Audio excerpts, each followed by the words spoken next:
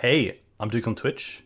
If you want to support the channel and greensunzenith.com, you can find my Patreon, merch store, and singles store where you can buy singles through TCG Player or Card Hoarder in the video description. If you want to get in contact, you can also find all that info in the description below for things like donation deck lists or just wanting to reach out. Alright, let's get right into it.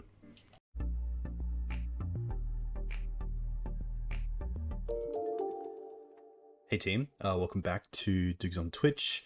Back today for Legacy Weekend 2.0, and to open it up we have a pretty special guest in Brian Coval, who you might also know as BoshnRoll. Hey Brian, hope you're doing well, and a huge thank you for coming on. Yeah, absolutely. Thanks for the invite.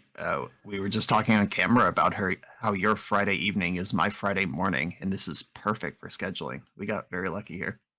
Yeah, it's pretty nice being in Australia and kind of being the opposite of pretty much everyone else who plays Magic, other than Japan, which I think is like an hour difference. But yeah, super stoked to have you, and I think pretty on brand to bring together a BANT and a Green Suns deck for us to co-stream. And this is a deck that you actually found, which was BANT Natural Order featuring Atraxa. Have you played this on your YouTube channel?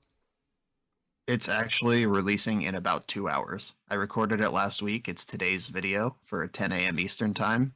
And anyone who enjoys watching this with us this morning can go watch it again with me as soon as we're done. Very cool. Okay.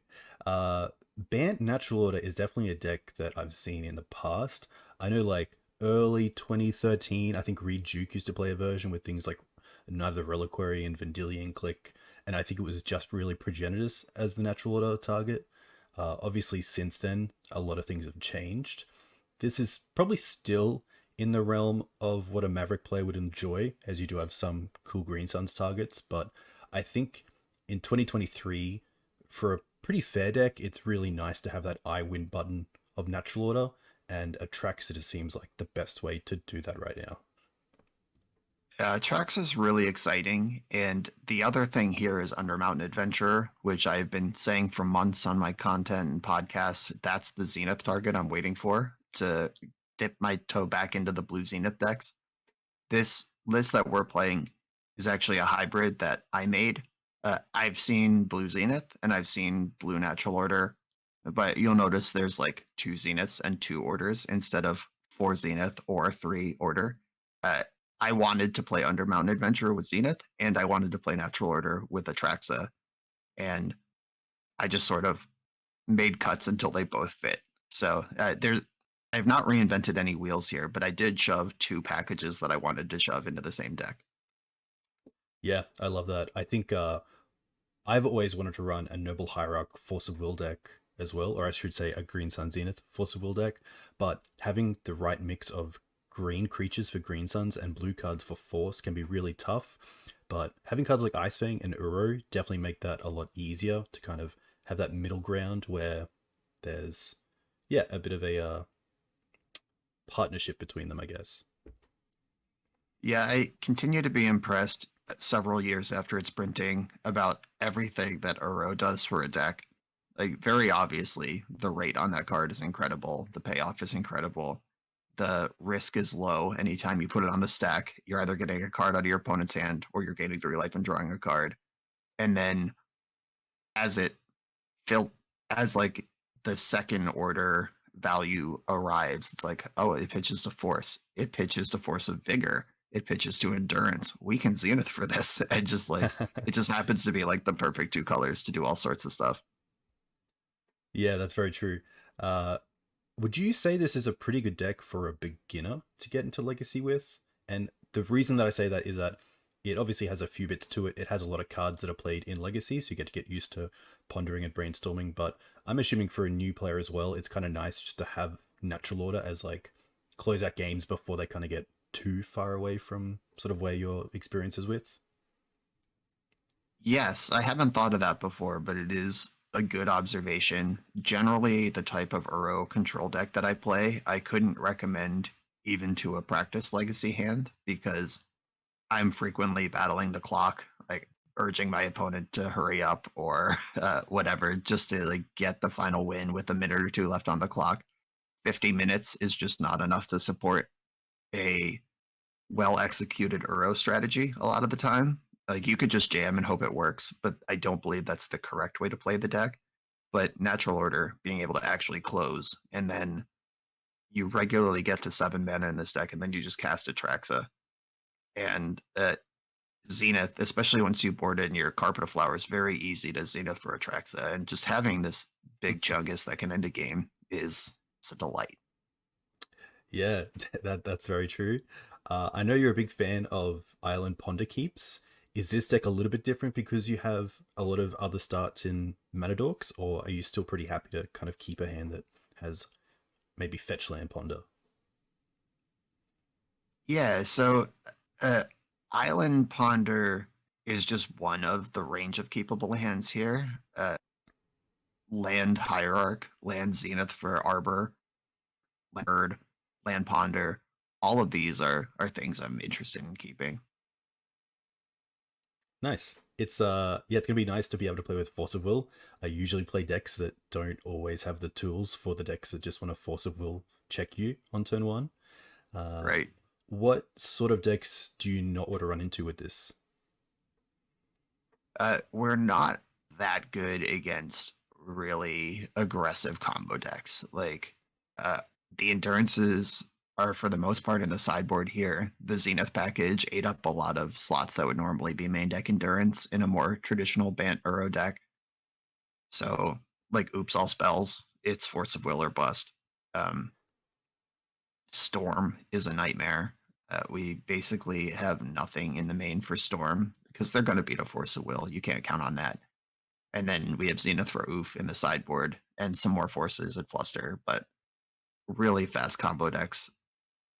We have the Force of Will if they want to force check us, but you fail a force check some amount of the time. Yeah.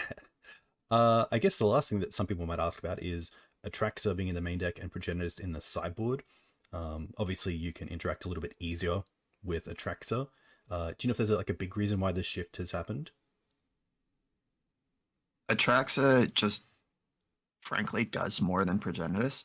Progenitus does exactly one thing, which is kill your opponent in 2 swings. And Atraxa frequently also does that. With a single Noble Hierarch, she's good for 16 in 2 hits. The lifelink, Progenitus is actually raceable in a lot of situations, especially against Delver. Atraxa 7/7 lifelink, forget about it. I believe Vigilance. Yeah, Vigilance is one of the many words on this card too. You get that Sphinx of the Steel Wind effect where you get to attack and block, and the lifelink is just insurmountable. And then drawing somewhere between 3 and 6 cards on arrival. Progenitus doesn't do that. And cast ability is huge. Zenith ability is huge. We are going to get to 7 and 8 mana in this league. I'm just high confidence that that's going to happen based on how this deck plays out. Yeah. And the Progenitus may or may not be technically castable in this deck. We have a lot of mana dorks and carpets. I guess you could do it, but not really. And Atraxa is easy to just put on the stack. Yeah, that's very true. That's a great great exactly what I was thinking. Um, nice. Let's get into a league. Obviously, I'll plug you after as well, but you are, of course, on YouTube as BoshnRoll. People can find your Patreon, BoshnRoll, Twitter, BoshnRoll, and of course, the Alternate Glory podcast. I'll put your link tree in the comments and come back to that after as well. But yeah, I'm pretty psyched for this league. I haven't played BANT in a long time, but I really enjoy the colors.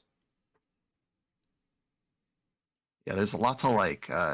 It does overlap with Maverick in some meaningful ways, especially the Zenith build.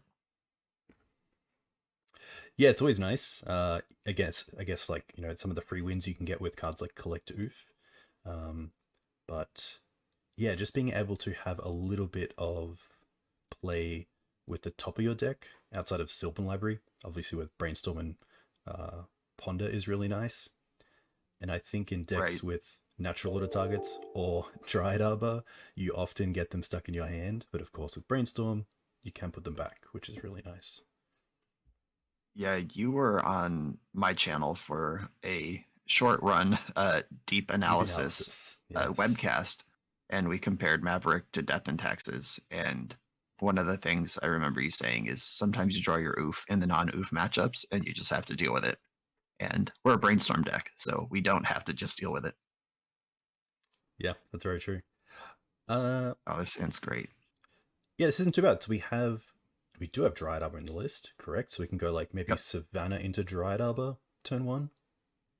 Yeah, and then we have Force Blue card if we need that. If it's not a Force matchup, we have Coatl. And if the risk here is if this is some combo deck, we have 2 plows, Hmm. but we're a brainstorm deck. We can fix that. Yes, the luxury of cantrips. Something I don't And have to. just somebody out there in the world right now has queued into you and just saw Savannah Zenith for Dryad Arbor. They have no idea. That's very true. Yeah, I might actually have my first Island Ponder keep hand in this stream ever. So All good right. mouse clip I our first hope we field can with. make that happen for you. It's a pleasure. Ooh. Windswept Heath is a great sign for these sorts of parches. Yeah, absolutely. Okay. Oh yeah, get out of here. This is going to be perfect because we can coatl and plow with our mana. Just get to do everything. Yeah. Uh, is there any reason to Quaddle? I guess we can't Quaddle first because we have to play the island, so that actually makes Right. sense. Um, so here we can just hold up Ice Fang. We could also Ponder, but I guess until we kind of know what we need, we can just hold the Ponder. Yeah, exactly. We're not hurting for anything right now. We have Coatl that's going to see another card while adding to the board and spending all our mana. We still have Force Blue card and Ponder if we need it. And if our Coatl has Flash, so if our opponent does something terrifying right now, we could pitch Coatl and save our Ponder. We have all our options at our fingertips right now. Nice. So this is pretty much the perfect start. Ooh, okay. Flagstones gives away this is probably going to be a Naya Depths deck, typically running red. Yep. So Ice All Fang right. pretty nice as just like a creature that replaces itself, and also just It kind blocks of Merit Lage, gives us a little breathing room if that ever comes to fruition. And the double plow hand on the start against Naya Depths feels good. yeah, really nice. They're just going to swords this. I think this is fine. We have the Ponder to dig for Yeah. um, Yeah, we don't care about that. It's more done its lands. job.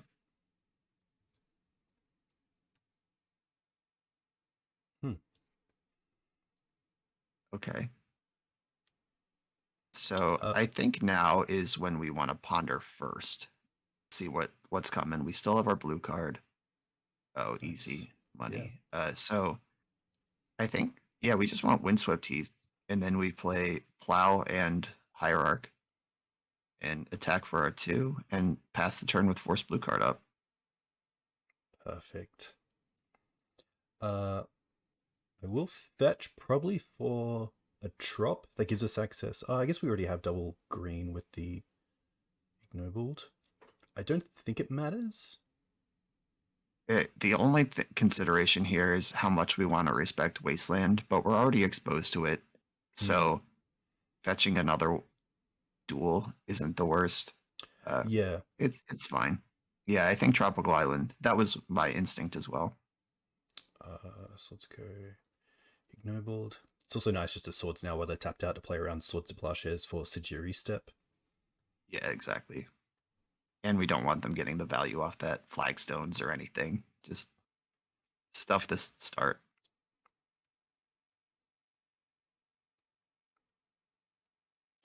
Knight here is pretty tough. I think we force it. Like going hellbent here is a little bit scary, but we have a high density of Zenith, Ponder, Threat, etc. And this knight is scary right now. Yeah. And I think like even if we drew into a swords, I think just having a backup swords or removal spell of some kind would be just really nice. Okay, that's actually quite good. Yeah, that Um, that would have been nice. So I think we want to attack with Coatl, play Teferi, and bounce our own Coatl. Just play the long game here, get that extra card out of the snake. Perfect. Really nice. My thought was like to ferry now in case we draw into a ignoble hierarch or hierarch of some kind to attack for 3, but returning the Ice Fang is just great value. It's pretty much an extra card. Yeah, you like it, we're not going to win this game in a foot race over 2 damage, but we might win the game over having 1 extra Swords to Plowshares when we need it. Nice. Nice. Oh, bummer. Yes. I Could have guess tapped it if from we there. had left Trop up, it's a little better because Yeah, like Ponder is a live blue card. But all right, very true. we missed a little velocity there, but we still get our card. I'm gonna put that on me, not you. All right. I'll take it. That's we I'll take 30% of that because I did see it happening and I was like, it's probably fine, but it wasn't. Minsk. We're getting booed. All right, yep, that was just about the most horrifying thing they could do in this situation. Mm. We are a prismatic ending deck with 4 colors of mana available. I don't think there's a Caracas in this build. Is there? There is not. No. Okay. Ooh. Ooh, okay. Just gonna have a quick look back at our list. Yeah. So we currently have Green Suns up to 4. There's Ooh, Grist. Grist. We can Oh, kill the Boo, deal with the hamster later.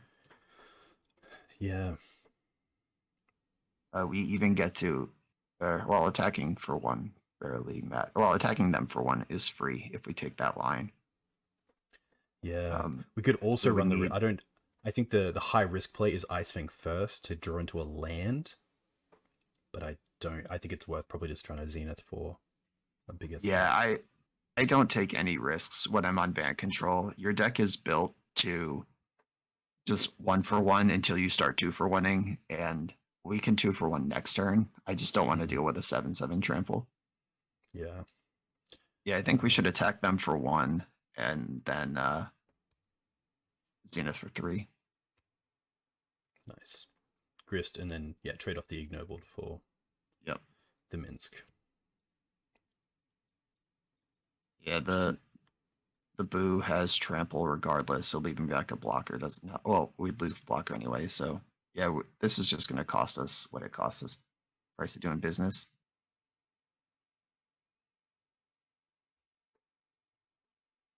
They have 1 card left in their hand. We have Coatl that almost has Death Touch. All right, BANT Tech, don't fail me now.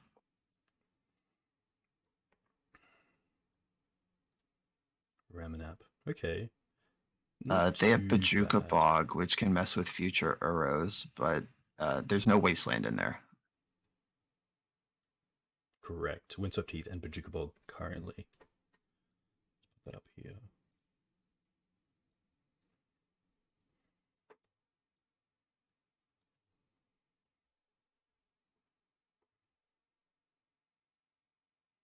Okay. Probably just a main phase 1 Ice Fang. Yeah. I want to see what we got here.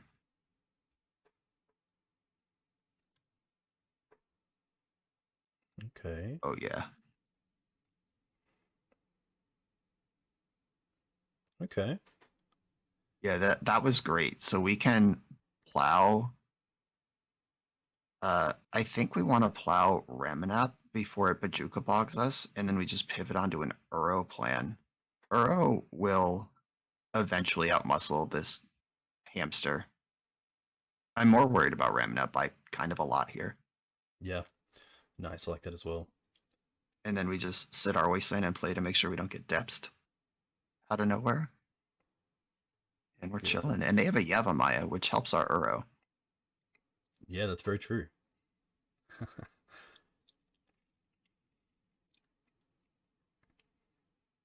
Opponent potentially think about Dryad Arbor here, just to get it on the field. Does that add value compared to just a dual land? I guess so. I think just because it's an awkward draw, being summoning sick, that's Sure. probably the only reason. And offering the trade now before we get Death Touch is pretty clever. But Mm, I think we take the trade because we know we're not getting Death Touch for a while. Our deck's yeah. full of removal. We're drawing Uro. Let's just not let them get the damage that they want here. Okay, so now this wasteland is just staying untapped. Yeah, we're chilling on that. And we know And about Uro on the top. yeah, we know what's on top. They don't. So I would leave up Savannah and Wasteland to cast the front half of this Uro. Perfect. The nut draw here, or the nuts situation, is if they plow this, thinking, let's just deal with it now, because we have the Yep, other in hand. very true. Nice. No luck there.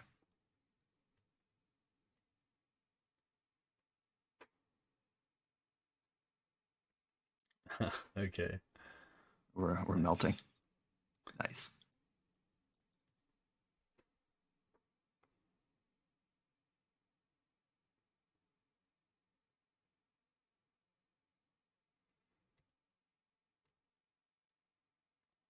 Nice. Okay. Thankfully, really only taking one from the boo, which is nice. Right. And not. And this is for the last time. It's going to be stuck behind a 6/6 next turn. Hmm. Oh, they All can right, now waste they their got waste. Wasteland.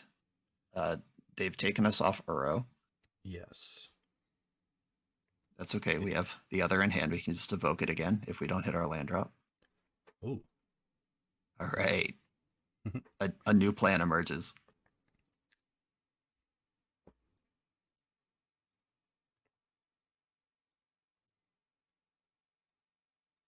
Okay. Yeah, Nice. that clears the boo. Yeah.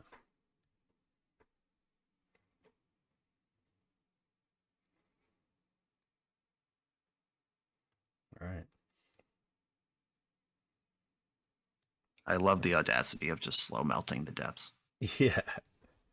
And it's right if you got the mana to spend it, but oh, 100%. someone's got Uh, big dreams. Sajiri step. Okay. Interesting.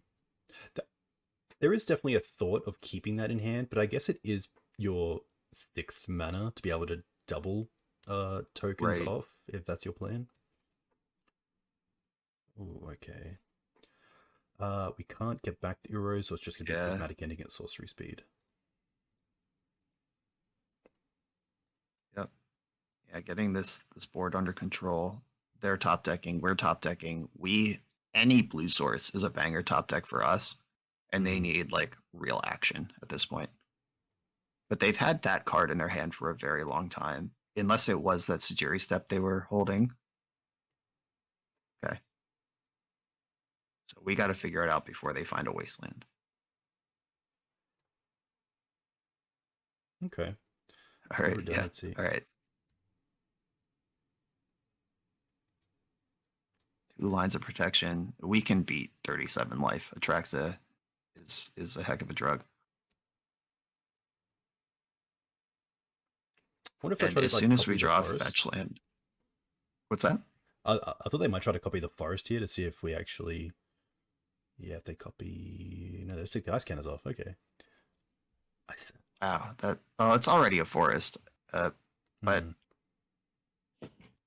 yeah, I guess copying our wasteland could have been a line. So if they draw stage or wasteland, they're they're ready to go. Yeah. I think Oh, it just they because they. just like melting here. Yeah, just because they could have crop. I guess if they had crop, they could crop into wasteland and then wasteland us to go off. So I don't think they Right. have crop, but probably still in a position where we just allow this. Oh yeah, yeah. When you're these blue control decks with just a couple wastelands, you wait for them to actually present the win. Hmm. Anything like if we just got clever there, tried to take the stage, and then they play another one, just leave your shields up.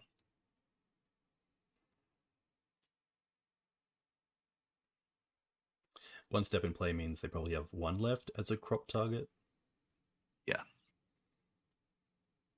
2 mana, Oh, 2 men 3 mana. in the pool. We're very Mm. worried about Sylvan Library right now.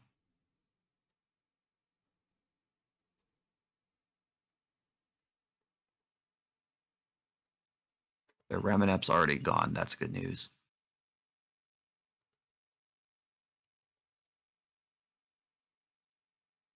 or Green Suns for 3, holding up the combo. Probably Okay, just does this Knight. get Knight? Or is this a juke and they have Safekeeper? Oh, Juke and Endurance. Safekeeper would have been sweet. I mean, clearing our graveyard full of Urros is pretty tight. Yeah. Any green fetch land, or no, our Arbor got plowed, so that's gone. Bummer. All right, I was about to say any Correct. green fetch land gives us natural order. Ice Fang into land does? Oh no. 1, 2, 3, 4, Uh 5. Okay. I mean, we're almost there.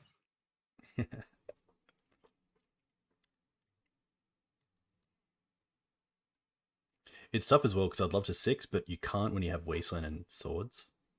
Just from a time Right. perspective. It's tough as well because this Endurance is a real 3-turn clock, but it's just the least like threatening card or creature out of their deck. Okay, I'm pretty happy to sort that. Yeah.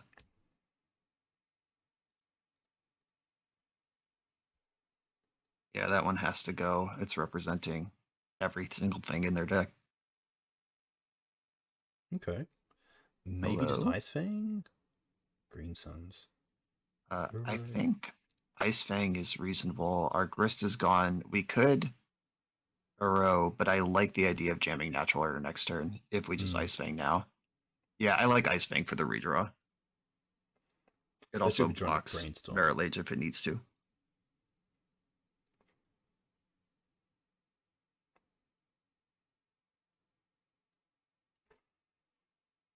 I held up the white for swords, but maybe it was better to hold up. Okay.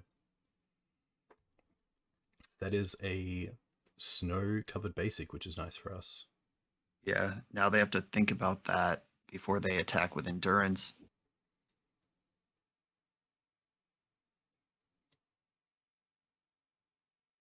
And we're one land drop away from casting the Shatraxa, which is what we have to do because Natural Order doesn't work anymore. Yeah. Yeah, I guess the best natural order target is probably just an Uro. Yeah, it's not pretty, but that sounds right. Or we could draw Brainstorm. All 4 of those are still on the deck. Quick question. There isn't... Oh, there are 2 islands. Are we going for a snow-covered island here? We can't with Windswept Teeth. Thank you. All right. Yeah, they just played around it anyway. They have their Okay. Wasteland now, so combo is up. It would be a great turn to draw that land for Atraxa. Yes. Um, Though we have to brainstorm. We actually can't. Ugh. hmm. This is not pretty. Is there a creature in the deck that's worth natural ordering for here? Or do we just leave our Coatl and play to block? Yeah, it's tough. We could try to... Uh, Yeah, I think we just have to leave Coatl and play to block and hope to draw an answer to Mirror Age next turn. We can hard cast Force and still Wasteland. yeah, that's very true. That's a great point.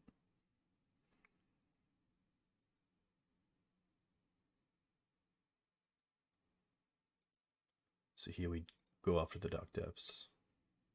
They're gonna do that anyway. Yes, we could have gone after I something think else. we wanted to hit like just Sajiri Step or literally any other land because this Yeah. is just gonna be gone. That's very true. I guess hitting the Yav is kind of nice. I guess without the Ramanap, they can't replay the Sajiri Step from the graveyard anyway. Yeah, like Yavimaya is kind of helping us, and Sajiri Step is the land that's just sort of hanging out. It also casts Swords to Plowshares. Hey Java, hope you're well. Okay. All right, so we need to Fairy Plow Prismatic Ending in the near future, and by that I mean immediately. Just a land.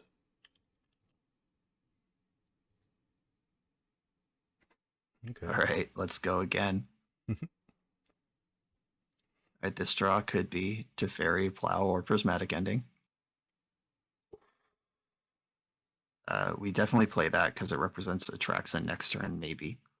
Yes. We'll just tread water at 3 life.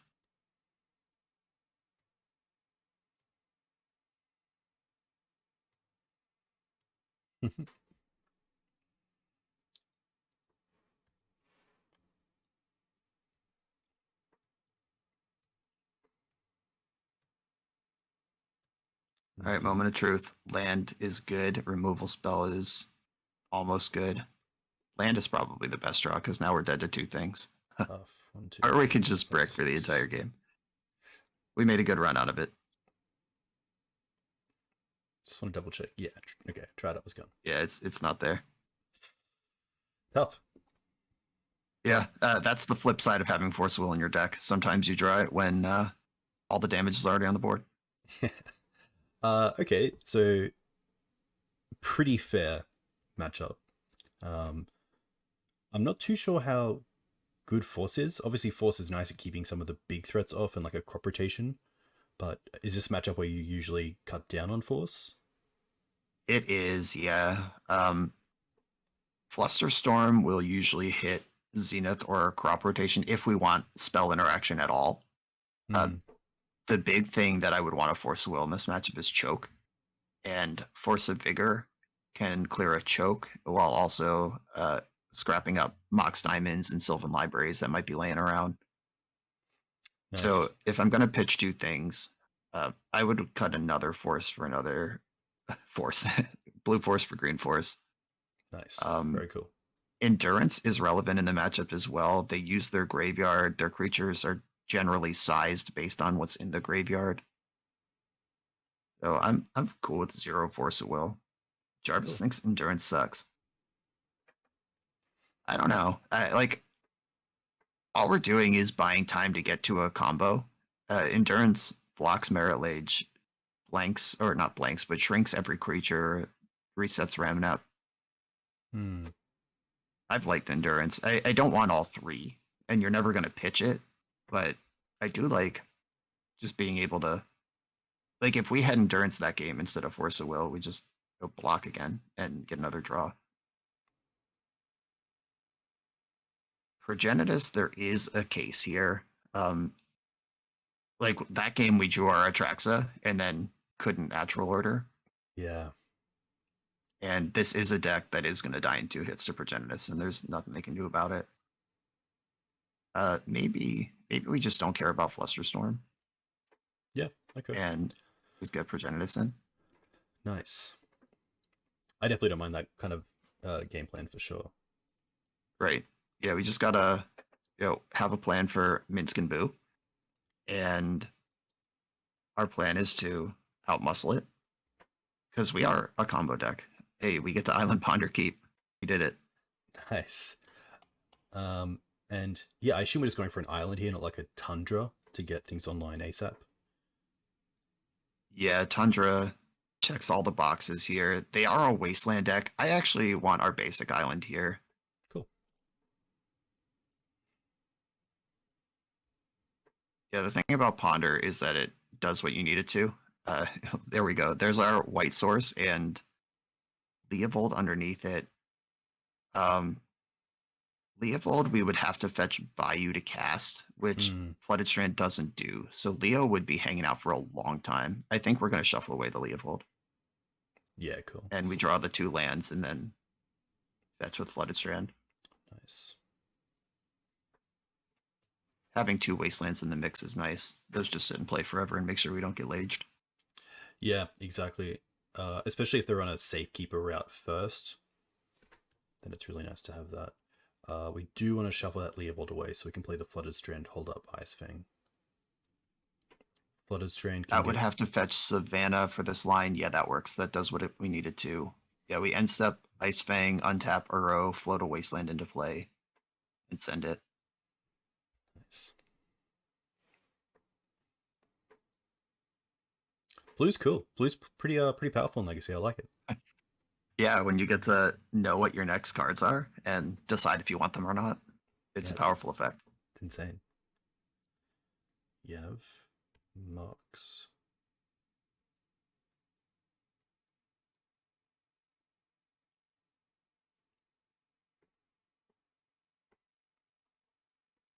Oh, that you have a Maya, and we still want to fetch, but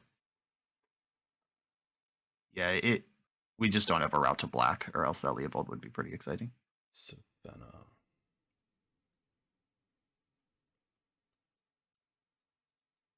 Come on. I don't like that the Yavimaya now adds that, like, having to click on the color that Island produces. Swords is fantastic. Right. Also, is pretty nice. Oh, that's nasty. Okay. I still think we want to evoke Uro and float a Wasteland into play here. We have Force now. If they go for Choke or Sylvan Library, we get to 2 for 2 them. I guess it's even worse because they Mux Diamond, if we're counting that. And I would not ever try. Let's not attack here. They're an endurance deck. They also, if they like crop rotation, I just want to maximize for all the stuff we have. Yeah, definitely feels like an endurance. Yeah. Yeah. And they're incentivized to endurance here anyway because we just erode. And I would never just crack off the Wasteland here, or maybe in the end step, it would have been worth doing. When they had open mana to crop rotate, I wouldn't have done it. In the end step, cutting that out from under them might have been more reasonable. Okay, yeah, I actually think we should have Wastelanded when they were tapped out in the end step, because that keeps them off 4 mana for Minsc and Boo, which is one of our problems in this iteration without forces. Yeah. That's a great. Yeah, that's very true. Okay.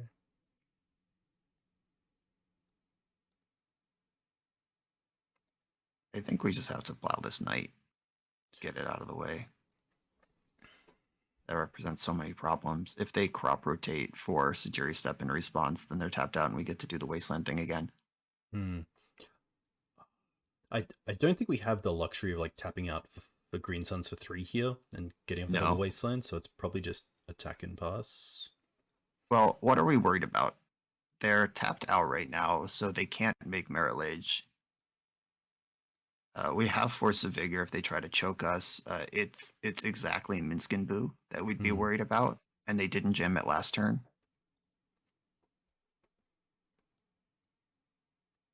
Is what would we get with Zenith is the question.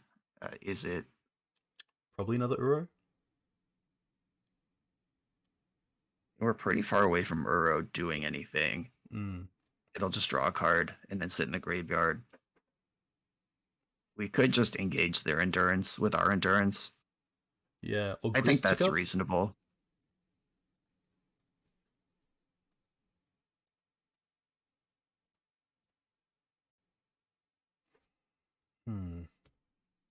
Okay, yeah. If we tap out, they could just main phase a Merit Lage. I like attacking with Coatl and then just passing. And then our endurance can touch butts with their endurance in combat, and we get to hold up a Wasteland throughout. Yeah, very true. The Yavimaya across the road actually doing a lot for us. Yeah. Even just like holding up Hardcast Force is pretty nice.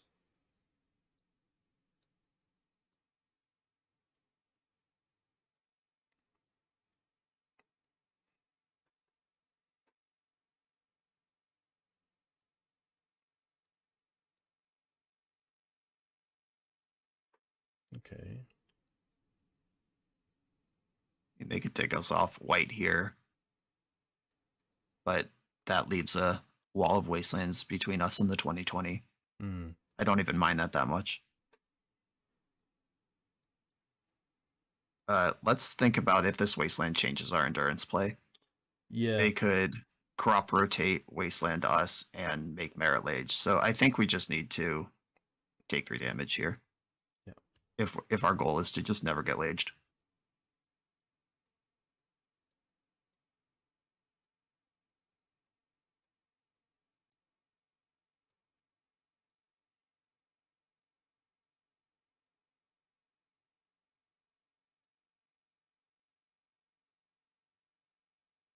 I am begging my opponent to cast Sylvan Library right now.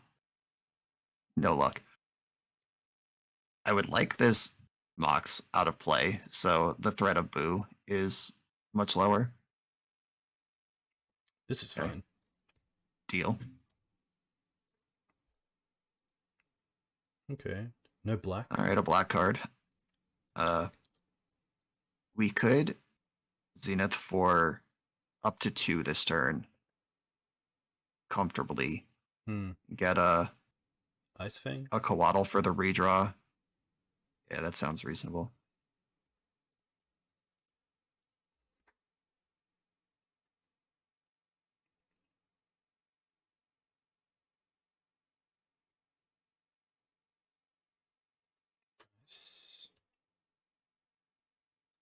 Okay.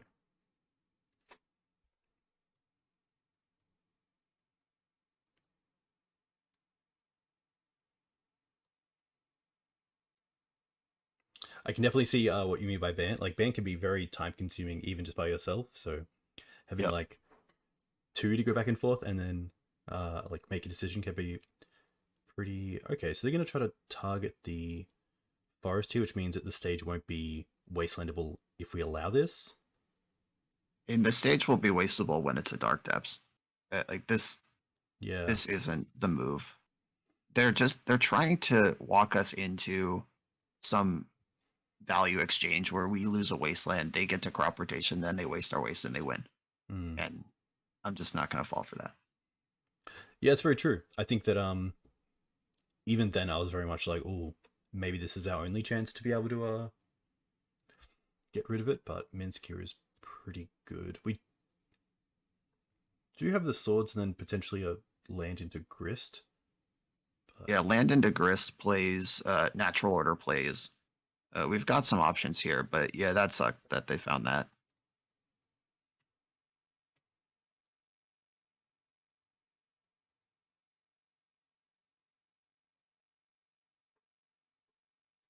Yeah, now they're on aggro and they know it. hmm. Our life is shit. Um, yeah, they don't even have a good target for Wasteland because if we hit their Yavimaya, we can't endurance anymore. Yeah. Tough. So next turn. I think we just put our 1 damage on Minsk and Boo and then touch butts with endurance and hope to draw a white or black source on the subsequent turn. The thought occurred to me last turn to hardcast Force of Vigor on their Mox Diamond, but which turns off Minsk and Boo, but Yeah. that just there's like the line of greed versus value. Oh, this card's not beatable. Especially with Bummer. flagstones, having that free activation. Yeah. Bog is fine. Yeah, we basically have to natural order here. And Atraxa will be smaller than Boo next turn. Yeah. Yeah, it's getting to the stage where even it just tramples over one from progenitors.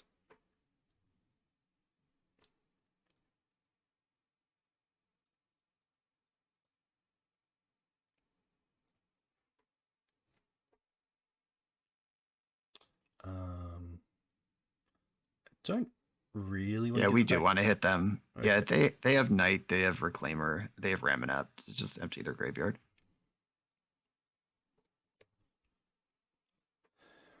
Yeah, this is really tough because even Fling next turn is just going to be lethal. Yep. And Knight. Oh my Okay. god. Yeah, you lose these matchups when you can't cast your spells, and that's what we have experienced. We drew a black card in game 2. We drew a Trax at game 1. They had that Wasteland on our only white source in this game. Yeah, Now we can't. Yeah, we we can't can't even even do like a double white double spell. spell Yeah. trick here. Um. Yeah, we're just dead. Yeah. They got us. Green. Green.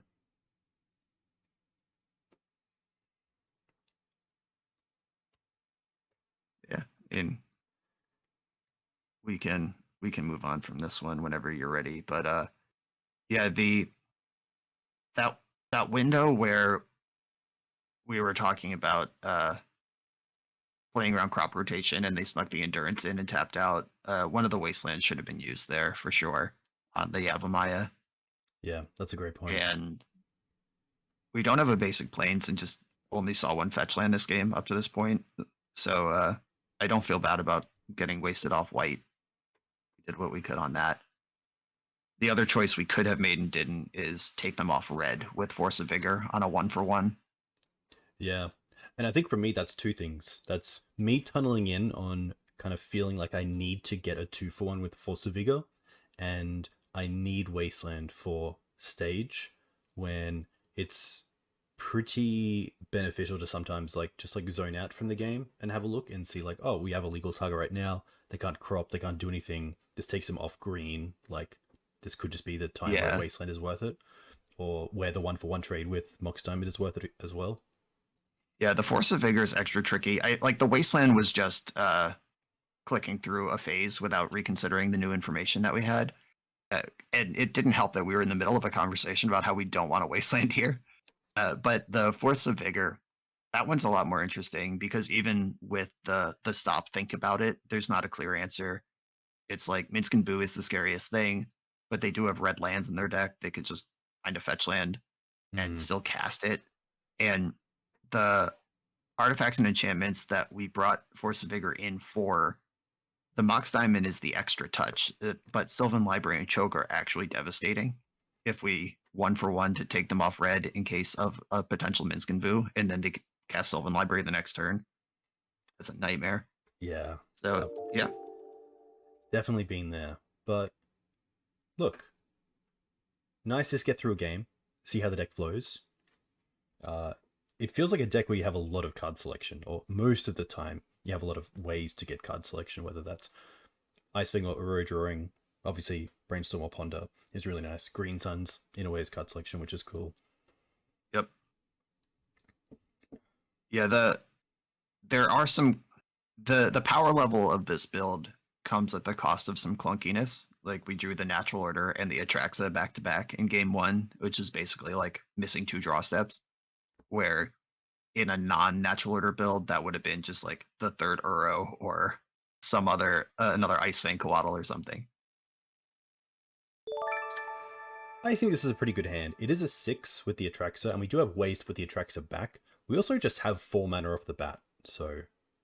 Yeah, and you register decks that keep this hand all the time, and Yeah. let's just do it. This is we're playing Maverick right now. I think in this case though, it's probably worth keeping the fetches for now, just because they have extra value with things like Brainstorm. Obviously, Dried Arbor if I really want it. So, Snow Covered Forest. Yeah, we just are blessed with our basic forest here. It's a little awkward that if we draw Brainstorm or Ponder, we can't use our 2 mana that we have to cast it and then get a shuffle. So if we draw one of those, I'm probably not even interested in casting it until we can shuffle on the following turn. Oh, is this gonna be okay? This is gonna be lands. So the it's even worse. Good. Prismatic Ending here is great. Endurance obviously quite nice as well. Yeah, that Prismatic Ending is a good deal. But yeah, like here, I guess like if we did potentially draw into one of our wastelands, this start turns off the ability to Prismatic Ending and Wasteland in the same turn, which right. Yeah, I think a lot of the one of Ignoble Hierarch. Like, not only are we a Natural Order deck, but we're also a touching a 4th color deck for bullets. Basically, it's Grist, Leovold, and Atraxa, which a BANT control deck, a traditional BANT control deck, would have none of. So this Ignoble Hierarch would just be a Noble Hierarch. Though I guess no Mana Dorks would be in a traditional mana or BANT control deck, so that would just be some other interactive spell. We are feeling the squeeze of the deck we've registered, but yeah, we just there's not a basic plains, I don't think, so it's just Tundra here. Yeah, Tundra turning on all the colors is nice, and if they have a wasteland, at least that's probably not them making a token next turn unless they have Mox Diamond as well. Right. Yeah, sorry. Just a geo things. We even get our cheeky point of damage here.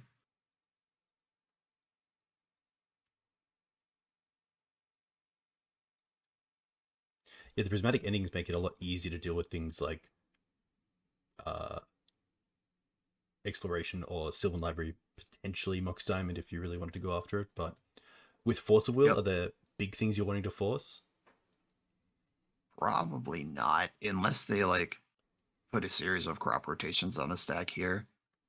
I mean, if we force this Saga's not going to make any tokens, but we're also just off Atraxa for the rest of the game. Hmm. I think if I had, and but Atraxa isn't doing anything for us now until we find a brainstorm.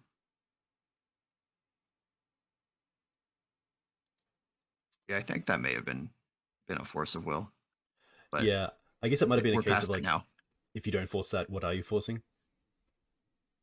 Right. And the answer is nothing. Like we're looking for brainstorm to put force of will Atraxa back in the deck and then actually execute our plan. Hmm. So it's not like use it or lose it. It's maximized for brainstorm. Yeah. But now they have Thespian stage that can copy Saga, and we don't have a great plan for that. Yeah. We are a wasteland deck, so we can do stuff. But Yeah, that's true. I think it's probably better to hold up endurance here than try to get in the one because we want to play the island and keep the fetch land for a potential they brainstorm. have Yavimaya, so we can do both. Ah, beautiful. I feel Yeah, like you have they Morning Brain, which is fantastic for us. yes.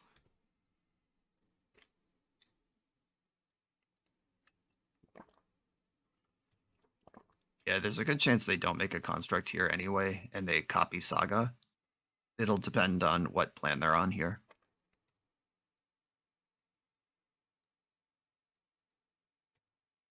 Okay. If they're making construct, they're probably going to tutor expedition map and present Merit Age. Hmm.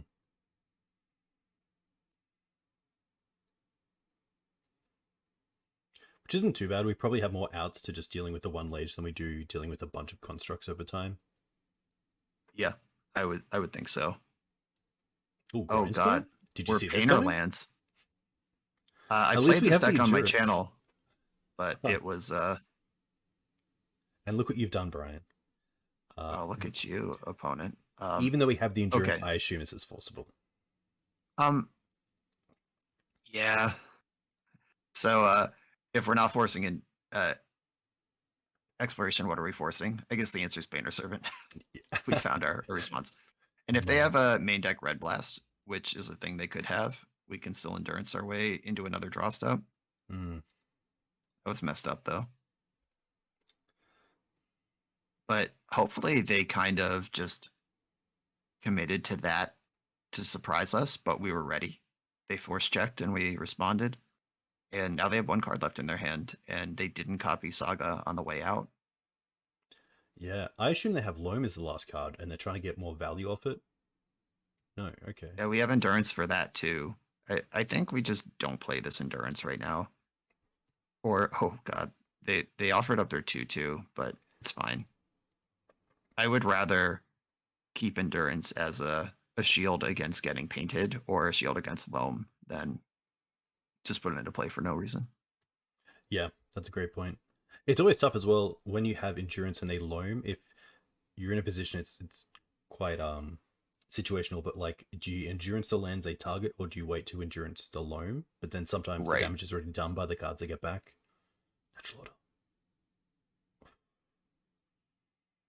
At least we can play one. I guess dried up. I guess Windswept Heath is better because it fetches dried arbor potentially.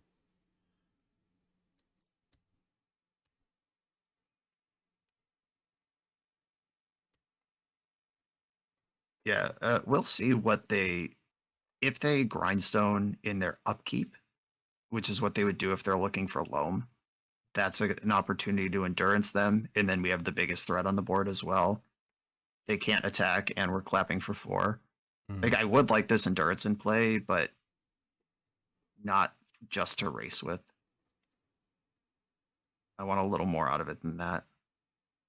I guess one question I should have asked is because they're playing the Grindstone Painter, are they playing like a full play set? And if so, what cards are they not playing that you might traditionally see in lands?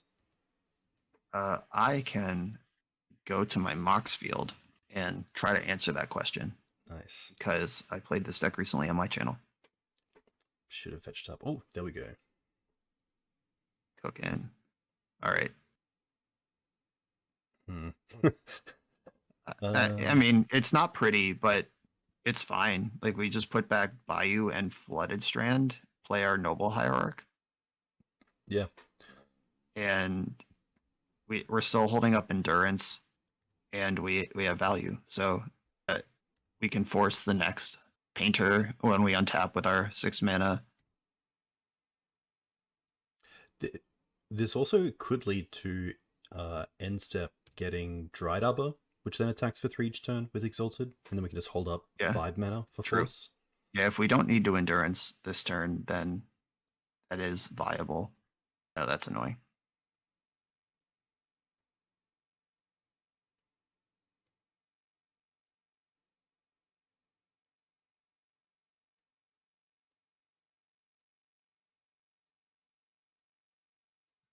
Hmm. So the version of Painter lands that I played had 2 Grindstone, 4 Painter. 2 Grindstone, 4 Painter. Okay, nice. I'm still happy just to take this because next turn they can create a 3/3, which the Endurance can still kill if we really want to.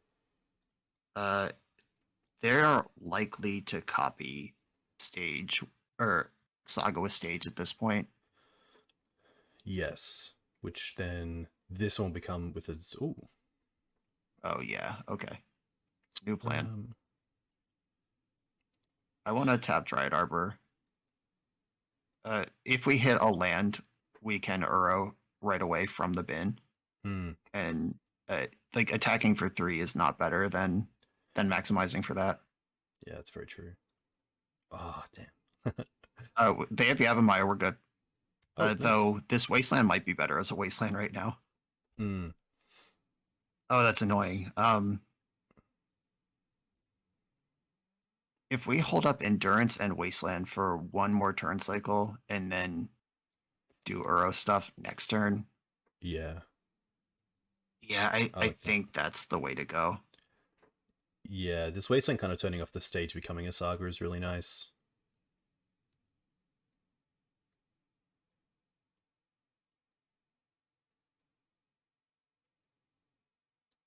Yeah, Grindstone's kind of cool in this deck because you get to Grindstone potentially Loam into the bin. Or just more targets for Loam. Yeah, it kind of reminds me of Mono Red Painter back when Sensei's Top was legal. Just one of the strays caught by the top ban. And So lands has never been we the want to same. pause in their main phase in response to this trigger and think for a second. It the saga doesn't know how to make constructs yet, and if they copy it with stage, they're 2 turns away from that happening. Like if we're gonna fight this saga with Wasteland, this is the time to do it. And I think we want to do that. Yeah, I don't mind that.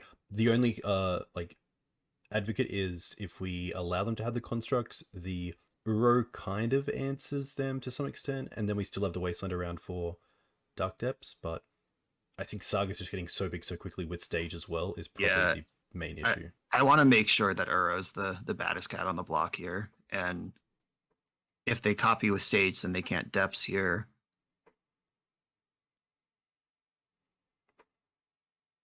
Yes, that's very true as well. Yeah. I just think Nice. we're losing the value fight. Yeah, that's Yeah. fine. And it sucks in the We, games where you allow this to happen and then they just don't draw the depths and run away with the game with the constructs. right, exactly. A little similar to last game with allowing them to untap with the Avamaya. Right. Did we just learn from a mistake? Oh my god. Oh my Someone tell all of my teachers. god. I did it.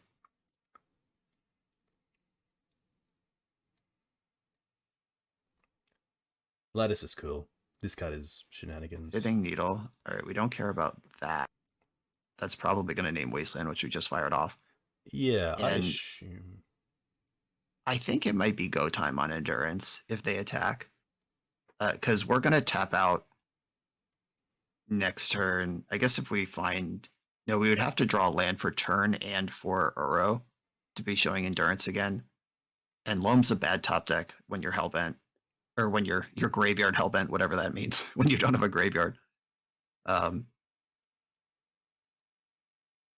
Yeah, I think it's time.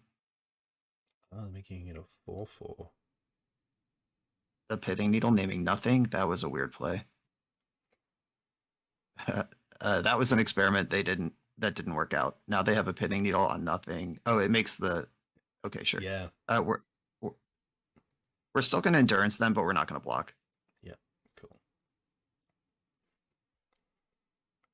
It's a pretty good read if you're trying to play around endurance. Yeah, that was cool. Can gardens 6/6. not copy tokens? Does it say non-token artifact? Correct. Must, right? Target non-token. All right, yeah. Okay. Okay, so endurance is our chunkiest attacker, so we can tap Dryad Arbor, the 2 basics, and probably I guess we need to tap Tundra because Ignoble Noble makes all the same mana Tundra does, and then we can Uro and see where this goes. Nice. Yeah. The only way we use our graveyard is endurancing ourselves, so you just want to leave whatever spell you might want to redraw later. But our only endurance is already in place, so it actually doesn't matter here. But if you're practicing good muscle memory. Yeah, that's a great point. I think in that case, probably Prismatic Ending is what we want to keep in the deck, not Brainstorm. It's hard to argue with Brainstorm.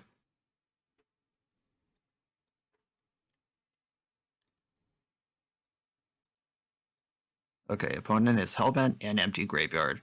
Their Saga is going to learn how to make mana next turn. They can activate Grindstone to try to juice up the graveyard. And we have 2 land drops to make right now.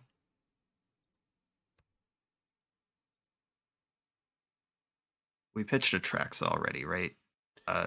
Yes. Maybe we don't want to play the Bayou then. We're not ramping to a 7, and we are a Brainstorm deck. Yeah, that's a great point. Nice. It's also our only black source if they get wild with a Ghost Quarter or something. Mm-hmm. So next turn they get a 5/5. That can't make things yet because that started on 0 because it was copied from play. It's going to learn how to make mana next turn. Can you just be like in the back of my head for all my streams? Just I like can little try. things like, oh, the Tundra taps for green. Oh, that doesn't tap for a construct yet. It's great. You need to create like some sort of chat GPT. That's why we main phased it. We're paying off our investments here. Yeah. Yeah, the opponent's in kind of an awkward tension spot where they would like to grindstone themselves before they draw in case they hit Loam, but also if they draw Painter, they don't want to activate Grindstone first. Yeah. Like they're losing that Grindstone value in order to gain the top deck of Painter Serpent, which I think is reasonable to play to the I win button. Because they are at 8. Uro's lethal.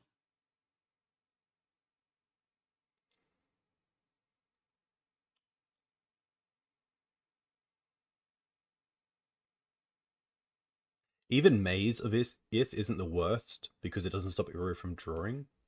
Okay. Oh, nice. Yeah, we don't care about that at all.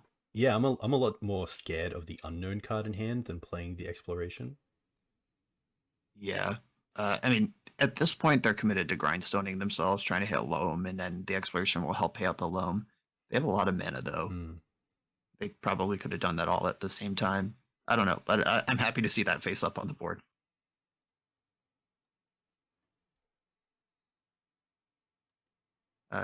Grist wins the game. Zenith wins the game. Natural Order wins the game. Prismatic Ending wins the game. Nice. Let's leave our white up. Hold up. Let's we probably want to tap Ignoble Hierarch rather than Tundra, or yeah, probably the basics and Ignoble, or the basics and Dryad Arbor are the things to tap here. Nice. I guess because we have the buy, we can Yeah, we potentially build a have Bayou. decklist. We want to keep this one. Yep. Got a lot of win the game buttons here. Can we get one? Ponder is pretty good. Yeah, put in the Bayou. At this point, we're swinging for the fences.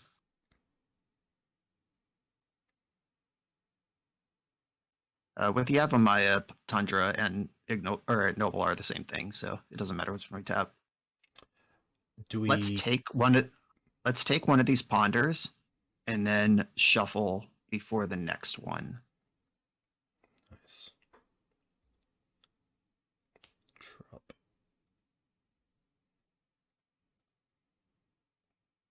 Right now, it has to be Grist or Prismatic Ending directly. The Zenith and Order are off. Oh, Damn, Ponder feels insane. card's really good. Teferi? Nice. Oh, Teferi wins the game. Oh, but we Oh don't no! have. Oh yeah. We don't have blue white. We're so foolish. Was that classic. avoidable? I don't think that was avoidable. But okay, so we just draw Leovold now and play. We can play Leovold. And yeah, we could play Leo, and then hang out with that. Okay, that's annoying. You know what happened is I didn't name Teferi in my list of cards that win the game right now, and the deck punished me for not knowing what my outs are. All good. I assume we actually just hold the Teferi in case their top deck is Painter. Yeah, so we play Leovold. We could attack first. I think we attack with Endurance as well. We can force the block and get no damage through, or we can offer them the option to kill our Endurance and go to 2, which turns off all their Ancient Tombs. Hmm. I don't mind attacking with both. Yeah, I like the attack with both. And yeah, apologies. I forgot that we drew a card off the Uro as well, so keeping the Leovold as a blue card isn't relevant because we have the Teferi if needed. Right, Teferi's our blue card.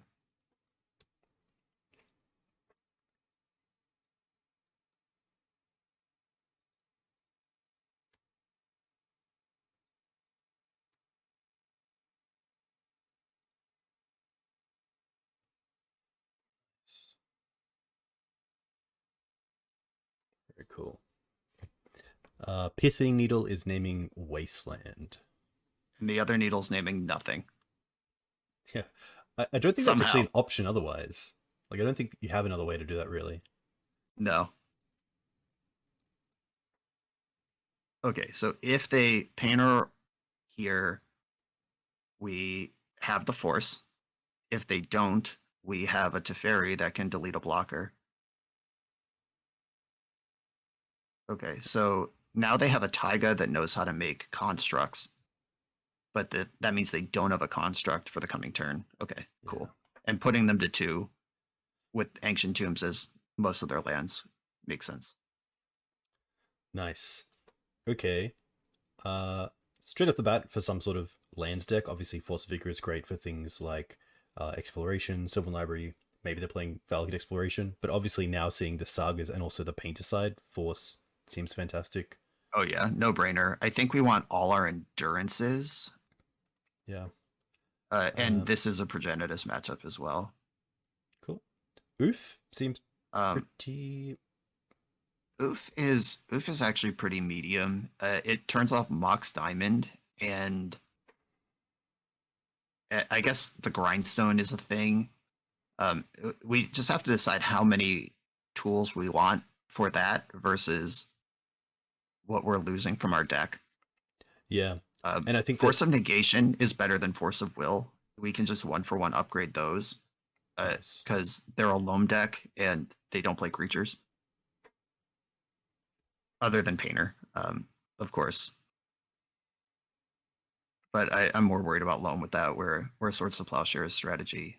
Teferi is pretty mediocre here. Yeah. At least it's not as good as the things that we're bringing in. Leovold's a banger. What are we doing with Grist? How important is that? Yeah, that's probably the card that I'm happy to drop. Seeing that we're bringing in a lot Yeah. of extra removal in things like Force of Vigor.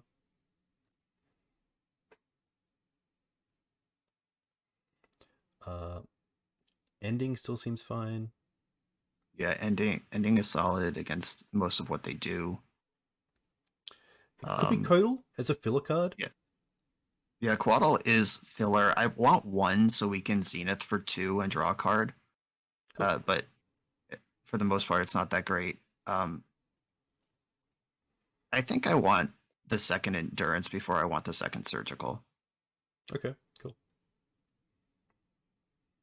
It's just a green card for our green card things, and then it's a body for if we get scrappy like we did that game. And it protects us from Painter and messes up their loam, where surgical only does one of those 2 things. Hmm. Quick one is, I guess, Matter Acceleration. How important is that? They're a wasteland deck with loam, so I think I like the dorks. Yep. We play into Blast Zone and Tabernacle, but we play it around wasteland. I think I like Nice. this deck where it is. Cool. Nice. I think that's a big thing with sideboarding as well, is knowing that when you have additional versions of cards, knowing when to only bring in a few. Right. Yeah, most of it's about like deck space, because being a cantrip deck, unlike Maverick or Death in Texas or whatever, you don't just have to pile up every copy you have of the thing. You can play a couple and dig for them when you want. Yeah, exactly. Uh, this is interesting because we have free spells in Force and Endurance. We have Tundra Ponder, but this seems like a matchup where you really would just want to get your mana on point early on. And if this Ponder misses a green source, it's going to be pretty tough. Yeah, so we get Draw Step, Ponder, which sees up to 4 cards, and then Draw Step before we miss a land drop. That's 6 looks at a Hmm. green source. I think keeping this hand on the strength of Force of Vigor and Wasteland will keep Merit Lage off our back. I mean, this is like the worst hand I'd keep or the best hand I'd mulligan. It's right on that line. And Yeah. I think this hand is actually a keep. Yeah, nice. Yeah, I think a fetch line would be really solid.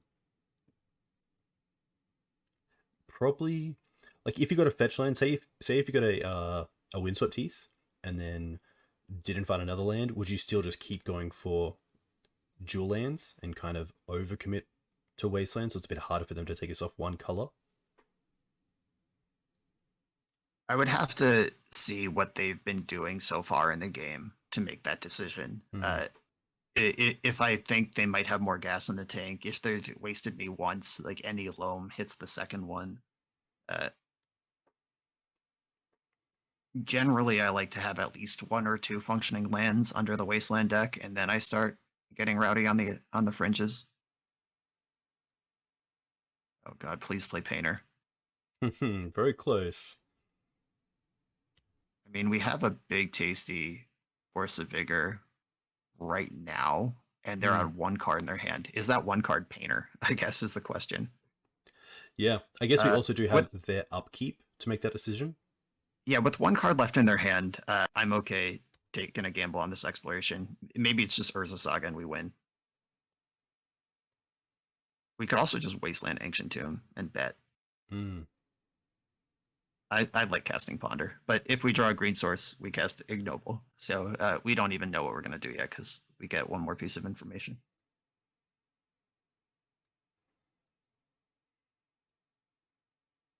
Ooh, the chat just pointed out that they might be planning to value grind themselves, and if we're going to Force a Vigor, we need to do it now. Hmm. Good catch, chat. Yeah, in our endurance kind of insulates against that line a little bit, but do we want to commit an endurance and a Force of Vigor in a situation where we could just Force of Vigor and save endurance while they have 1 card?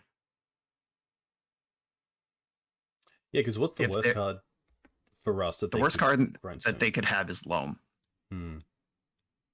which we are covered on.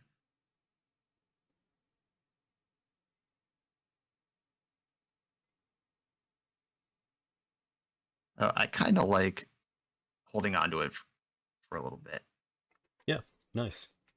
I think worst The case the is other the other option, if we want to get completely aggressive, is force now, untap, wasteland them. and just ignore our own plan for a turn and make sure they don't have a plan. Okay. So if we wasteland them and then force in their upkeep, they won't be able to grindstone because they only have 1 mana. And we have endurance if they go land loam from their 2-card hand. I kind of like being insane here and just blasting them into the dirt. Cool. Yeah, nice. I don't normally recommend this with ban control decks, but it's here, and our opponent played out a bunch of permanents for very little value. And we pitch. I think it's ignoble, actually. Okay. Like, we need to hit land drops anyway, and we can't cast this card, and endurance is a banger. Okay. There's land. And they didn't loam. Okay.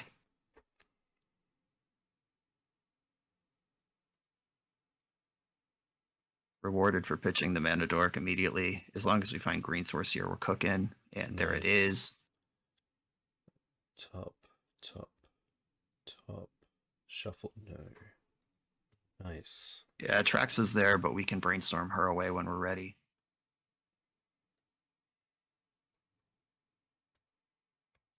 Now the worst thing they could do is play Urza Saga. Yes. Cool. Exploration and pass with a non-land.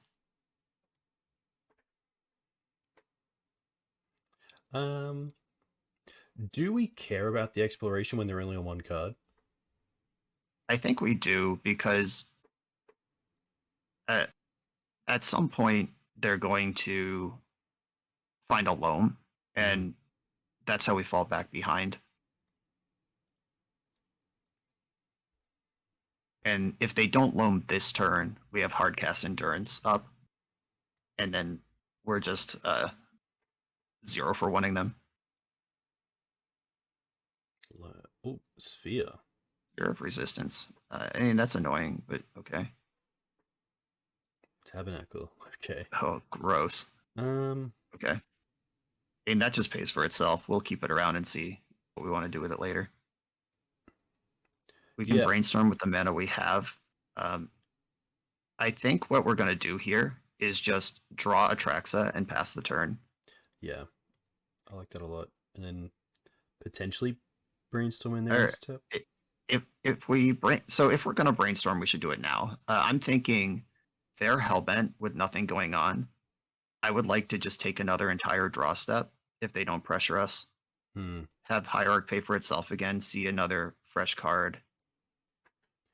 Nice. I just want to avoid brainstorm lock, and when we're under no pressure, don't lock yourself. Okay, cool. Now don't play that. We want the fetch land off the brainstorm. Unless the other option is just play that and do the same turn cycle again. Don't even brainstorm. Yeah, I don't mind that.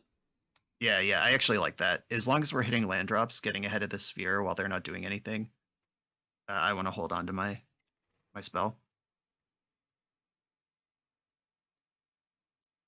Okay. So they have 2 lands that tap for green and 2 lands that don't tap for anything. Yep, deal. Thespian Stage off the top does make Merit Lage.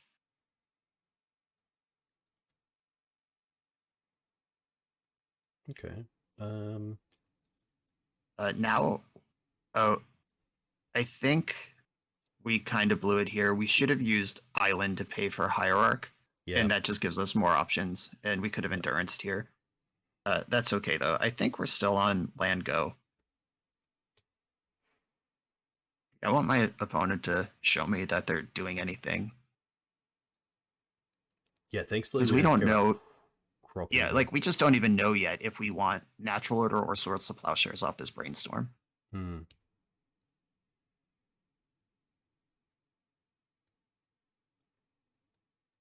But yeah, we definitely use Island to pay for Hierarch this time around. Have you ever put in a decklist error of writing Island instead of Snow Covered? I never have, because I am not the type of person who would register Snow Covered for the lols. If it's in my deck, it's because I play Ice Coatl, and I'm not going to forget about that. That is the correct answer.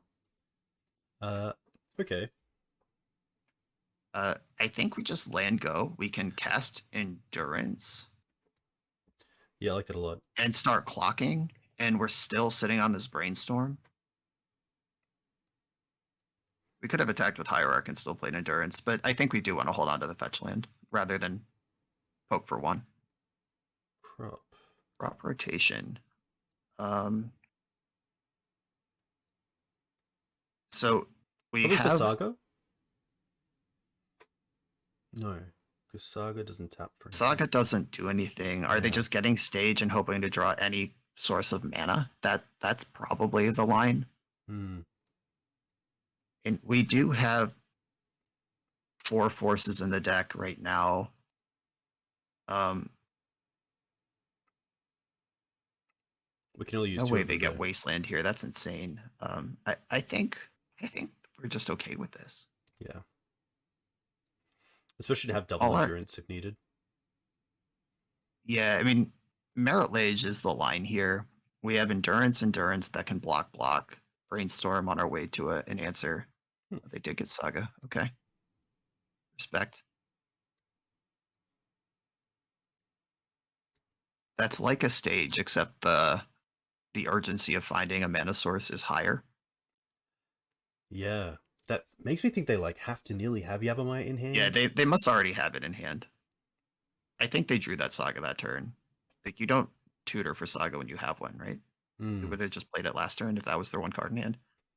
I like, and now we have to think about Urza Saga. So, and the endurance being in play, they will have a 2/2 in front of our 3/4, and we'll have to pay more for Tabernacle.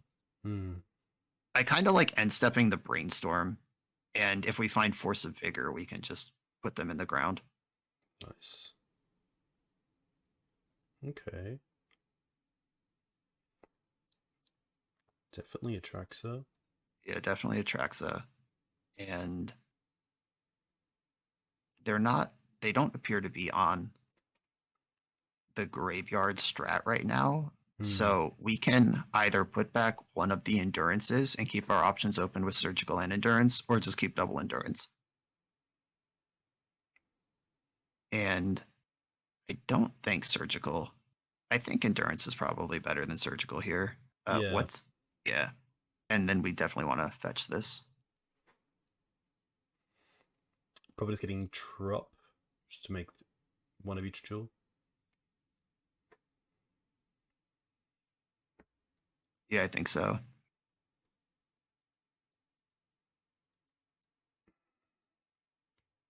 And we just, yeah, see what happens here with the draw step. Force of Vigor remains our best draw. Okay. Wonder's not too bad. I think we want to clear the Sphere of Resistance with the Prismatic Ending. That card is messing with us a lot, and we can do the trick where it only costs 2. Yes. Nice.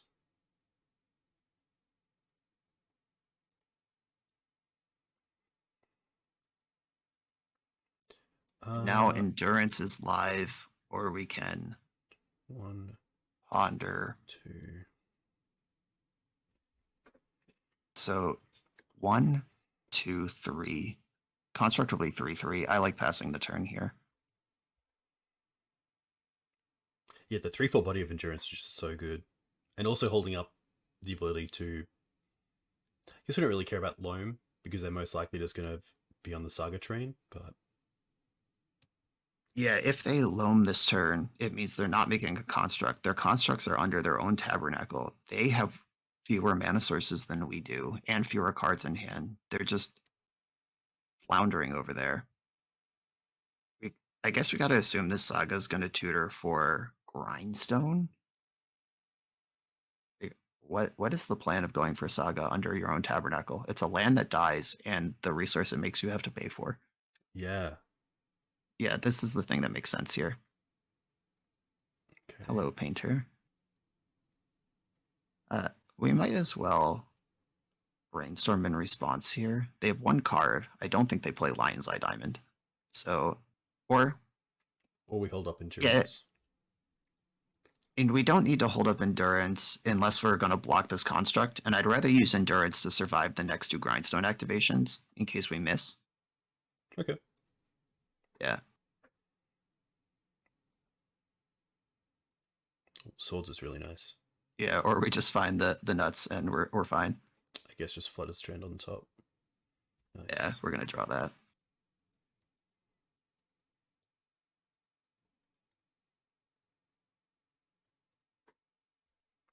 And Ponder and Brainstorm, they give you options. I'll give you that.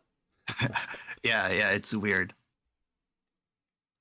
I actually really liked your. You had a piece on YouTube. You still have a piece on YouTube about the different cantrips and talking about, I believe, Brainstorm, Ponder, and Preordain and how they're different and where they're best.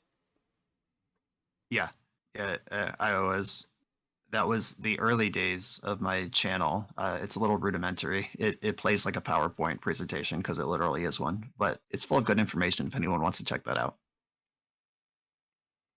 Obviously, the swords in here saves a point of damage, and we have to deal with the painter anyway.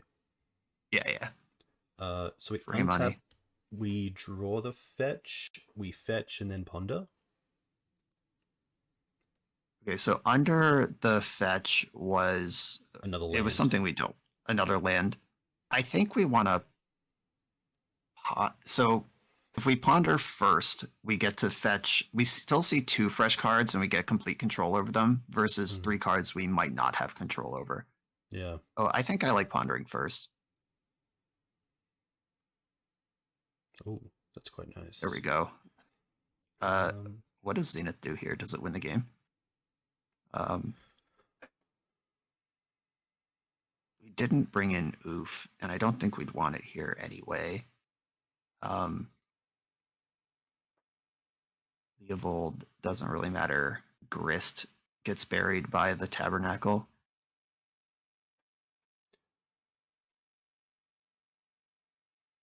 And we could do the Coatl and draw a card.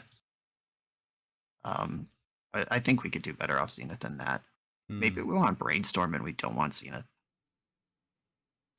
Yeah, I don't mind putting Zenith on top and then drawing Brainstorm and then holding up Brainstorm or Endurance. Yeah, that makes sense. Which means probably don't want to attack here, even though we can, just because then we have open Endurance and Brainstorm plus fetch if needed. Yep. Yeah, we'll see what they do this turn, because Undermountain Adventurer is in the Zenith package, and if they don't tight beat our board right now, like, oh wow, they didn't even pay for that. Yeah, interesting. The old 4-mana shock. You love to see it. They might get Needle here. Apologies, I should have. It doesn't matter. We have so many. Like, Needle probably names Wasteland anyway, because if they name Flooded Strand when we're this far ahead, that just doesn't even do anything. Yeah, okay. Okay. Ooh, the Repainter. Not too bad, because we still have Green Suns for Grist, if we really need to. Yeah. We also have this double Endurance situation. We can, and they have 1 mana. I think we just pay for Hierarch and then Zenith for Undermountain Adventure and take the initiative. Hit our land drop off the basic. That gives us a shuffle. We don't even have to use our fetch land. And they have to draw exactly Ancient Tomb to put us in a position where we have to Endurance. Yeah, this is just, I think, a freebie. 3, 4.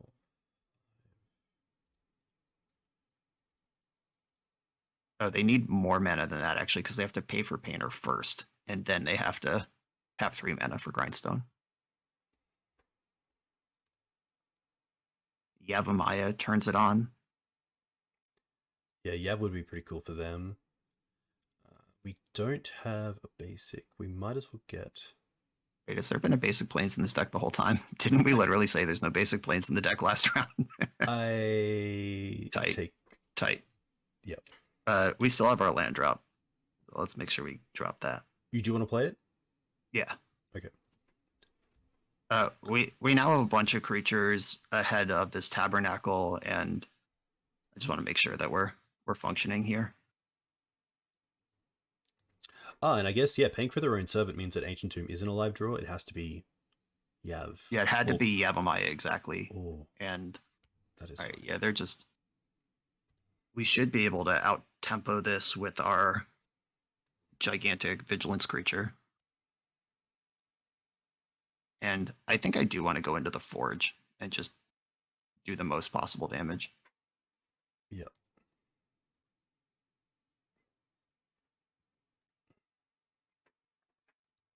Tabernacle's The a little Undercity bit is tough here black. with time, but that's gonna be fine. We'll just use our basics to pay. Yeah.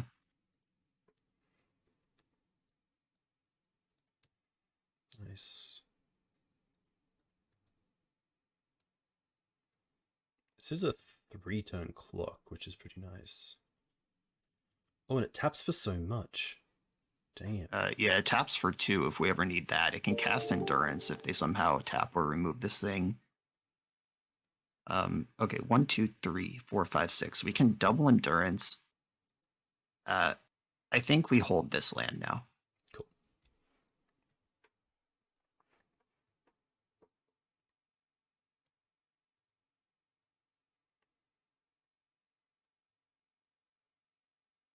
Nice. Yeah, it's really nice. Get to add extra pressure through the endurance. Oh, there's the Yav. Okay. All right, that's fine. We have a plan for this. Yeah. Yeah, they'll probably grind in our upkeep. It's fine. Yeah, probably happy not to do anything here. Yeah. Leave these.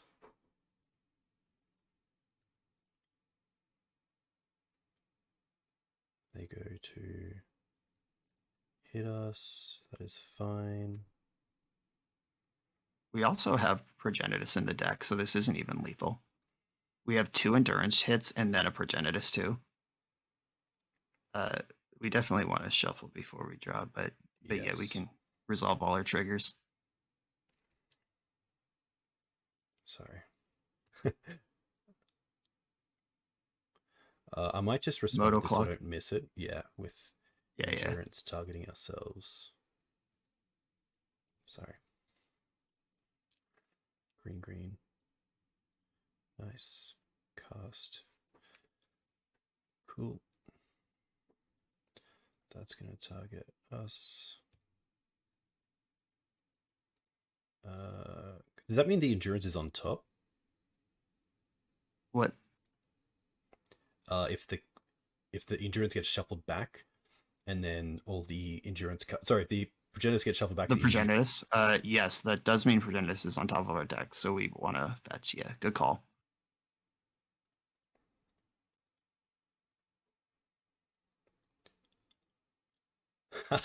Okay, classic. That's fine.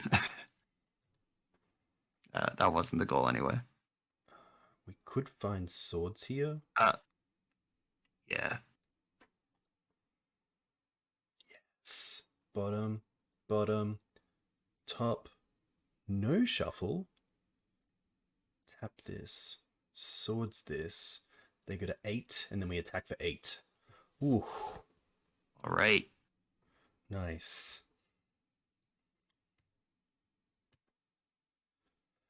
That was fun. Oof. Yeah. The red definitely gets to you sometimes.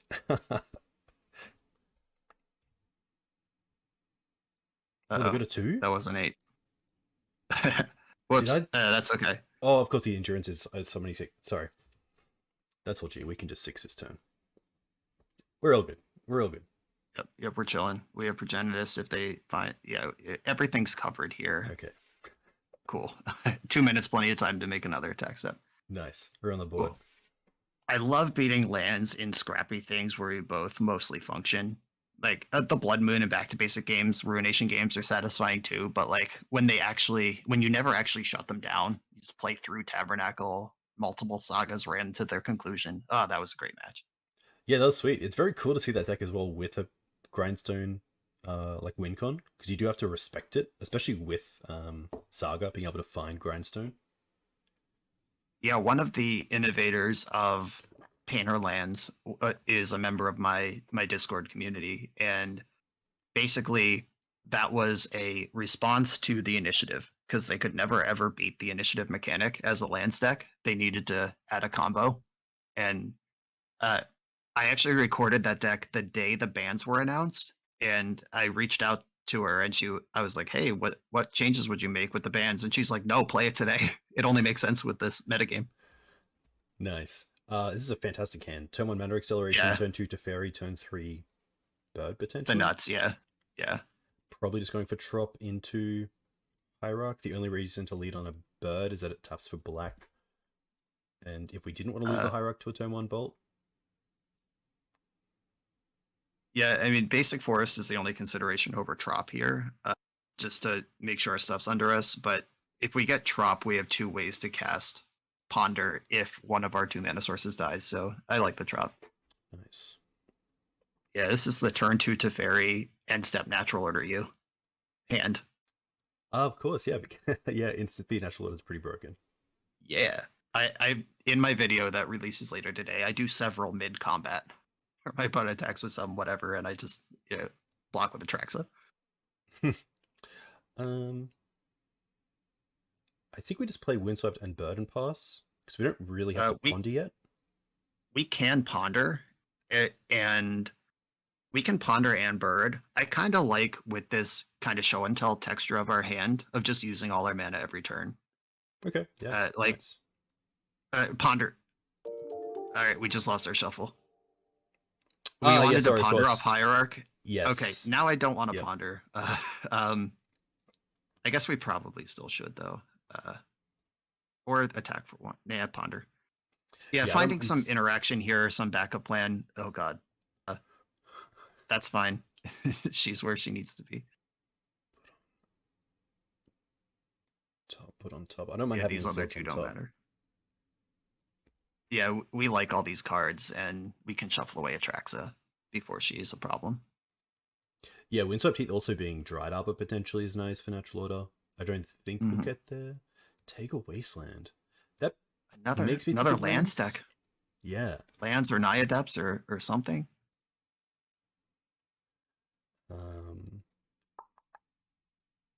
We do want to shuffle away the Atraxa. Yes. We could Teferi our own creature and then just replay it. If we're gonna do that, we could just Teferi target nothing and skip the replaying our creature. Okay, yeah, that's true. We could also just plus Teferi to make sure it's in play for next turn. Like Pyroblast or Bust for them.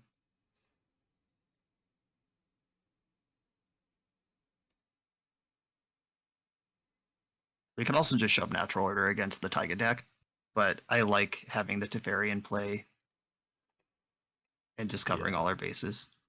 I'm just going to go Teferi, hold up Sword. That works. Nice.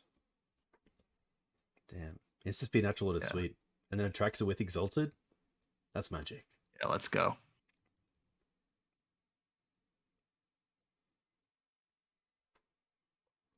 Oof. Oh my god. Okay. Are they getting Tabernacle? A little annoying, but not the worst. Because we can just pay. Oh, flat. Okay. Oh, okay. Yeah, they're just desperate. They were just playing around Swords to Plowshares however they could. All right, doesn't matter. The Trax is coming next turn, or on their next turn. Even better. Don't draw it. Okay, nice. We will just tick up play land and pass, holding up a natural order. Yep. Just dare them to do anything, and Atraxa will arrive wherever it needs to, whether it's combat or end step or whatever.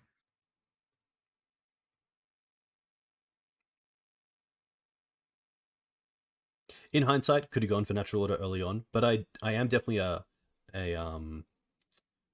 player who likes to play around anything. So having the Teferi is really nice here. Yeah, we're just ready for whatever this Zenith gets, or Knight, or the Merit Lage. Yeah, now we just put a Trax in front of this thing. We have Plow and Teferi. Nice. Splat. We actually have some fresh options handful of here. cards. Nice. It's really nice to get Atraxa in play as well in the stream. Yeah, and let's enjoy our handful of cards as well here. So it's instant land sorcery creature. Okay. So, I like having prismatic and plow. Like we're holding the plow already. If we prismatic and plow, and we have a Teferi activation, we could just like get all their lands out of play this turn. yeah. If they protect Sylvan, um, Uro. And probably just the Windswept. so we already have plow. Do we want that to be our instant, or would we rather have brainstorm? I think I'd rather have Brainstorm. brainstorm. Especially when Teferi is also pseudo removal. Yeah. Okay. Yeah, that was fun. Nice. Atraxa is cool. Yeah, what's up, Atraxa? Blocks Merit Lage, also gives us more than 20 life to survive a Lage hit with Teferi on board. Opponents over there missing land drops with a Sylvan Safekeeper. Let's do it. I would assume we lead off with Prismatic Ending on the Safekeeper. Right, and then we can respond with Plow if we want them to sack another land. And then we have the Wasteland at the end of the... if they tutor Savannah and not Basic Plains. Yeah, great point. And we don't have to show it either, which might Right, exactly. on their thoughts. Because I feel like this is they have stage in hand and they just wanted to have the protection. Yep.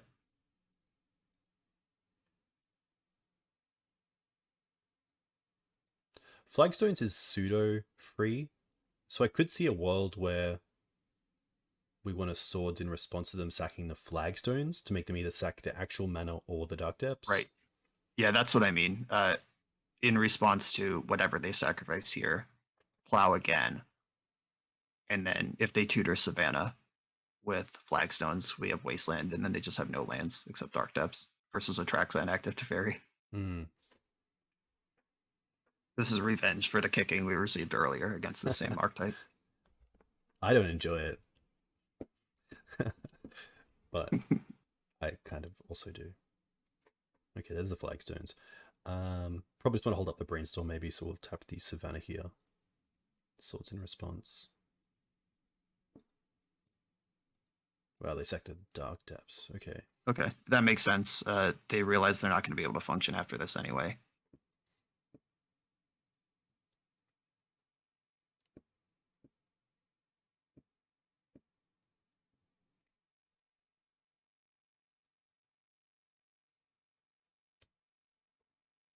Yeah, and then we just take them off white. Yeah, I think taking them off Sword Splashes is pretty good. Crop for Caracas is pretty rough, but still we have Uro as a backup land now, which is really nice. We get to dig up the Teferi as well. Yep.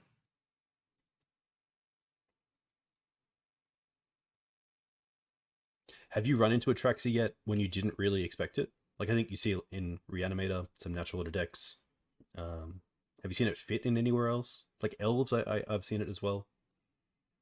The first couple days it was legal. People were putting it in everything. And there were some surprising moments where I just had to remind myself the card existed, but it made perfect sense once I saw it. Or like I would see a sneak and show game one with Tropical Island just randomly. They would like discard it to hand size from a Grizzlebrand. I'm like, what's that for? And it's like, oh, probably Atraxa.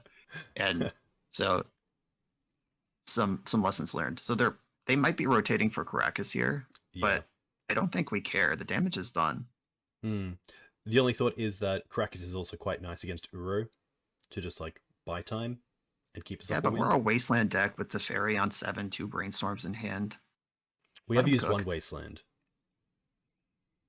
I think it's okay. The only thing we would do here is Brainstorm for Force of Will in response, and that we're just kind of using a low value Brainstorm to try to hit a 4-outer.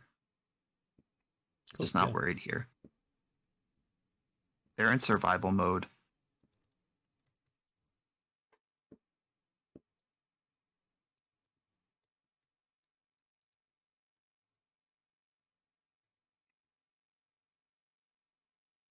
Oh no, punished.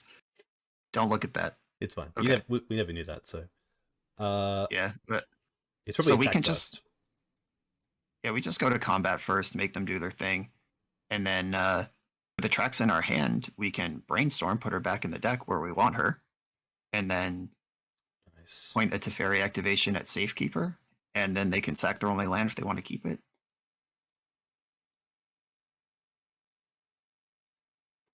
Cool. Hmm.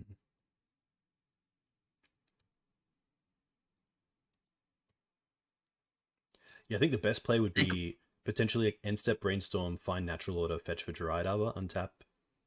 We wanted to main phase the brainstorm there. We got lots of sorceries in the deck.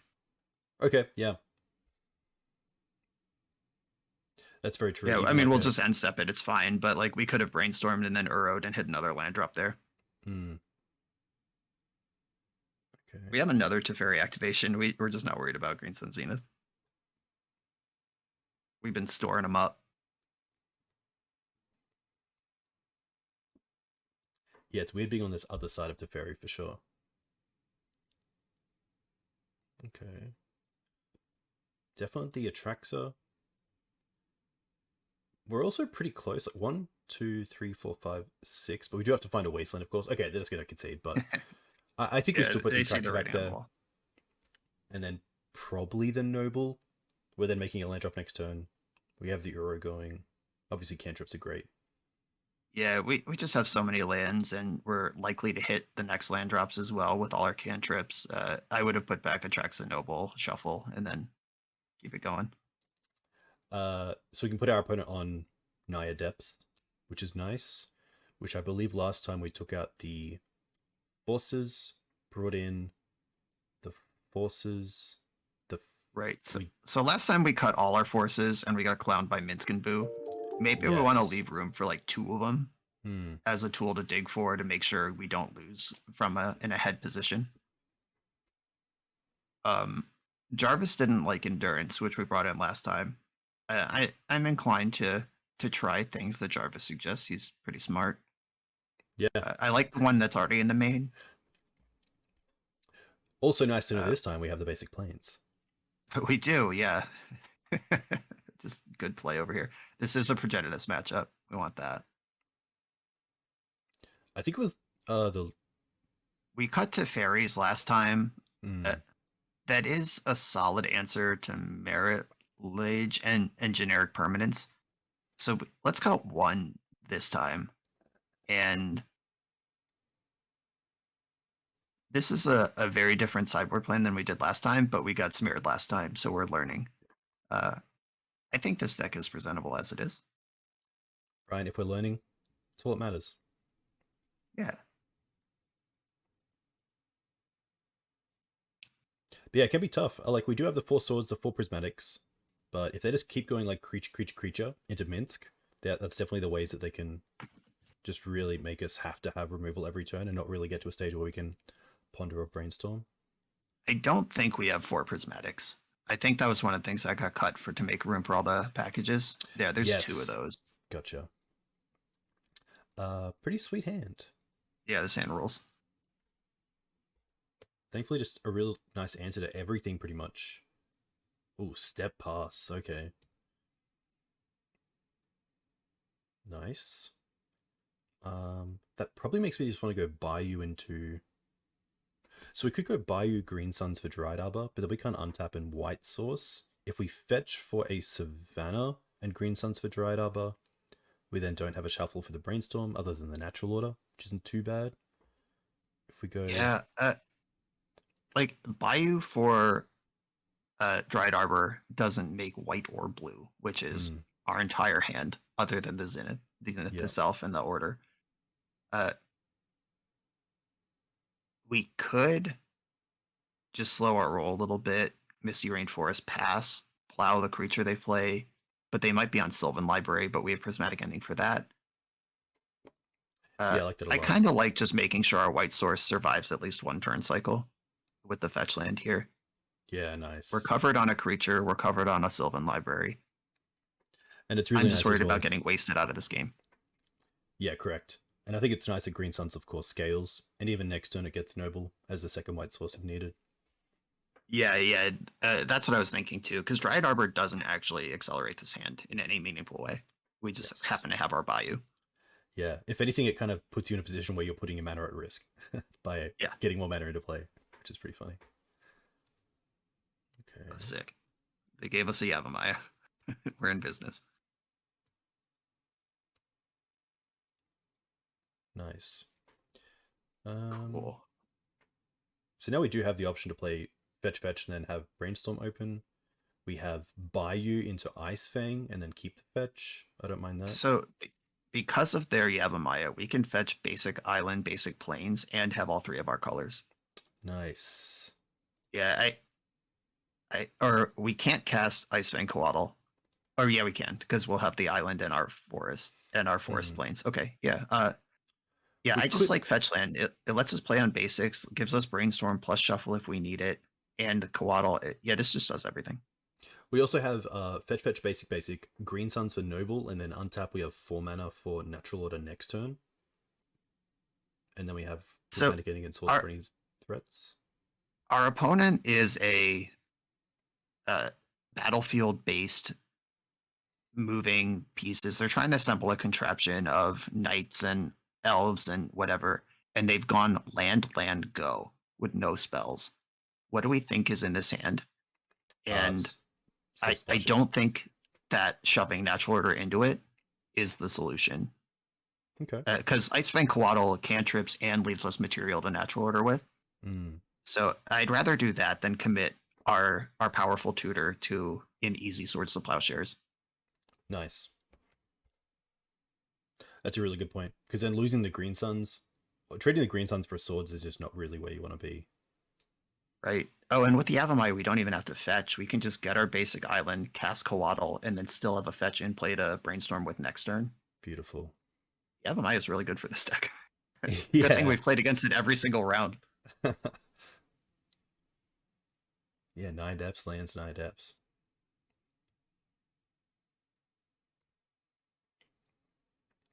Which is nice. I think like Naya Depths first BANT of any kind is just like a really that's the magic that I like to be in. Yeah, for sure.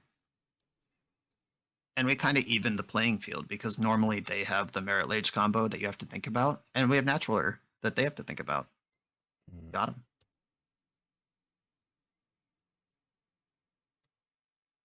Still happy here with Ice Okay. Fang, and then probably just Yeah. untapping in. Uh, that probably Yeah. makes me Just actually want to. What about getting a Tundra with the Misty, so we can cast Ice Fang this turn, untap, and then have a white source in play? I'm still worried about getting wasted out of this game. Like we're just basic land drops away from Natural Order. Hmm.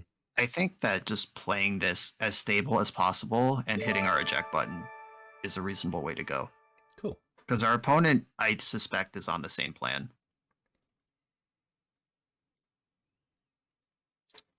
Obviously, having the Ice Fang for Dark Depths as well is nice. Oh, and Wasteland off the top. Cool. Hmm. I'm going to put Natural Order over here. Not really where I want to be. Swords, Right. not yet either. And we could just float Wasteland into play, make sure we don't get depthed.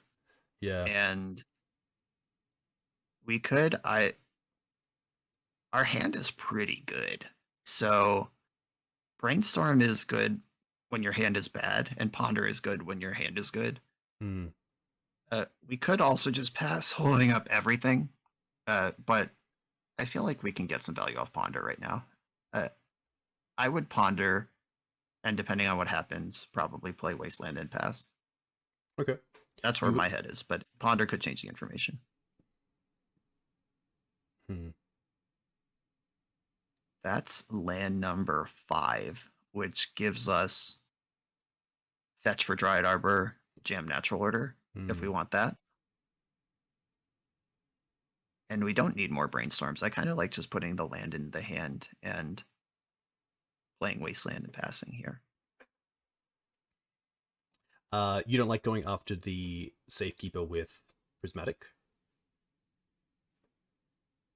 So what's the punish if that happens? I mean, they lose a land. They don't have a flagstones right now. They could crop rotate into flagstones, but that would cost them a crop rotation. Hmm.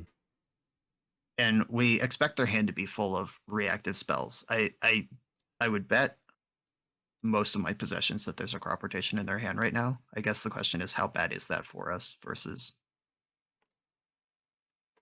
Yeah, I guess my thought is that it's one less crop for either a wasteland for our wasteland or to get either piece of the combo if they do have another way to get answer wasteland. Yeah, that's cool. I like that. I guess if we can pressure their lands now before they have Knight of the Reliquary in play, uh, and Basic Plains is a Savannah here thanks to their Yavimaya, which they could sacrifice to try to color screw us, which would be pretty clever. Hmm. But I don't know if they can afford to do that. And then next turn, having 4 mana. Are there any cards that's our that, like? that's our creature. That's our Sorry, creature. sorry. Are there any? Oh my god. Are there any? I'm thinking of Natural Order just there because Natural Order next Yeah. turn, getting rid of Ice Fang for say Right. progenitors. I guess. Depths is probably their only way to race. So like tapping off the tundra, tapping off the wasteland might not be where we want to be. Yeah, we want to keep the wasteland around. We do get a free attack here. There's like a small thing where going down to 17 means that Uro doesn't get it above 20 to 21. Yeah, I probably would not have attacked there just because I think that chip damage is more important to them than it is to us. Hmm. Like our win conditions are our smallest win condition is a 6/6, and then we have like Progenitus at the top end. Yeah. The fact they plowed that though means that they care about it. Yeah, They're that makes me just trying to think. keep us off natural order. That's what that is about. No, it's okay. All right. Um. Okay.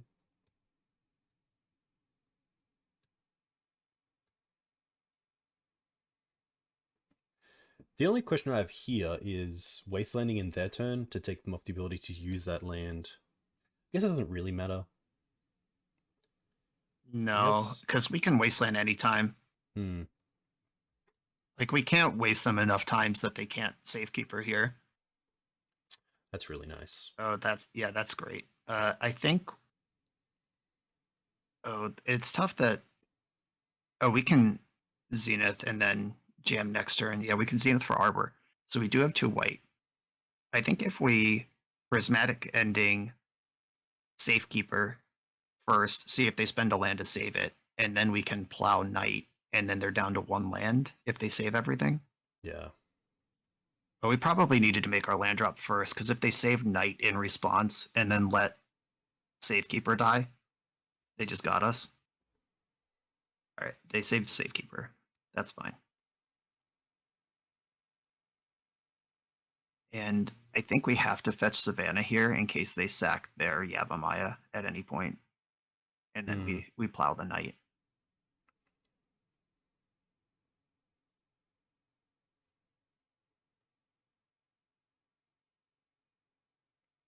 How all in will they go? Well, they let it go. Okay. Okay. And They now are I'm pretty happy to get protecting that. the Merit Lage. Yeah.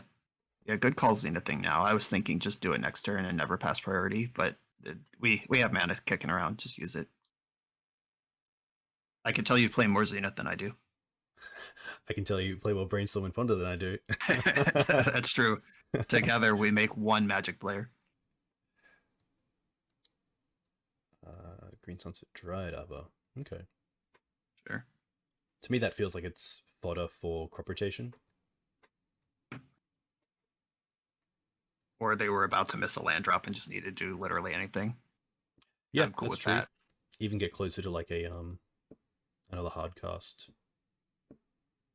Ooh, Path gets us a basic. Wow. Okay. I mean, but we could brainstorm in response and enjoy the Use shuffle they give us here. Yeah, that's cool. Leo that we cannot cast because we just used our only blue. Yes. Force of Vigor not helpful. Wow, we just have no blue. I think that's fine though. And we want the Leovold eventually, right? Yeah. So we want the black as Forces the well. yeah, we're holding the black land. Coatl we could sack to natural order. It's so awkward that we want Leovold and putting back the land is easy, but that's the one land in the deck that casts Leovold. Yeah, exactly. And of course we don't have a basic swamp. Um, I think maybe we do put back Leovold because Coatl can jump in and be like card advantage and natural order fodder all at once. yeah, that's very Leovold, true. Leovold were less interested in sacking to natural order. Nice. No point. Yes. Island. I guess we could also draw like a fetch or a blue source here. Yeah, we still have a draw Oh, step no. here. Oh, Wait, you two, wise guy. five. Okay. We're almost there. Yeah, land off the top gives us Atraxa. Thanks, Path to Exile. Yeah, I guess it's interesting as well because typically in Maverick, you don't have the luxury of your opponents really wanting to just keep every single creature off the table, but by having a natural order package, every single creature represents a Traxor to like it with an Right. unknown hand. And our 6 mana makes Progenitus here, even if we don't draw the land. So now we can decide if we want to Coatl jam Progenitus and get to work. That's actually definitely the correct play. And drawing this land means we can hold up Wasteland while doing that. Because Yeah, we can nice. natural order for Progenitus now and then cast Atraxa next turn. We don't even have to use the fetch land, which Yeah, is we don't have nice. to fetch.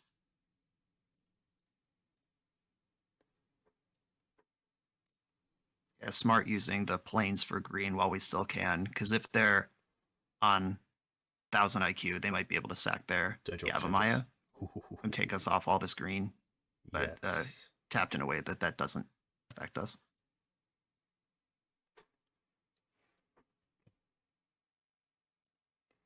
Nice. Yeah, Progenitus and Atraxa next to each other is pretty sweet. Yep, we got Poggers here. They have gained some life this game.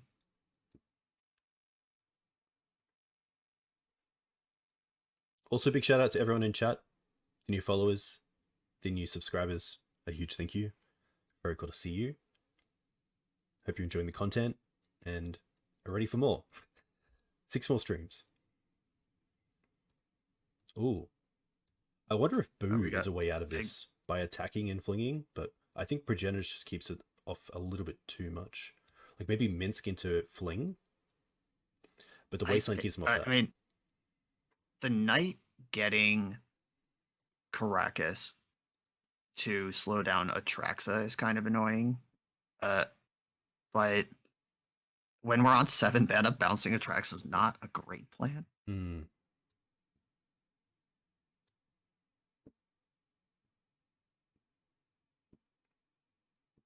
Yeah, this is interesting. We could spend a turn killing Boo or killing Minsk, and then and play Atraxa.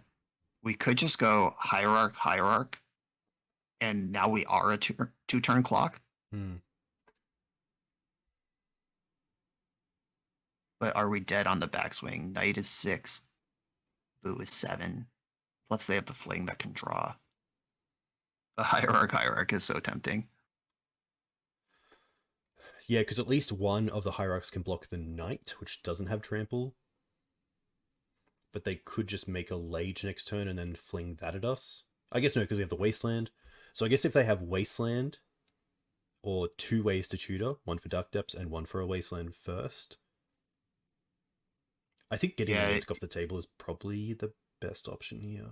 Right. So let's cast Atraxa first, and we might hit Land Plow, and then we can have some more choices. And Minsk is just going to die this turn anyway. So you want to tap off the Wasteland for Atraxa because you most likely think. Yeah, I think we have to. All right, I gotta make these colors correct. There we go. Yeah, because the only other players Progenitus at Minsk, and then we most likely take 11. Yeah, like at least make them Caracas for the night.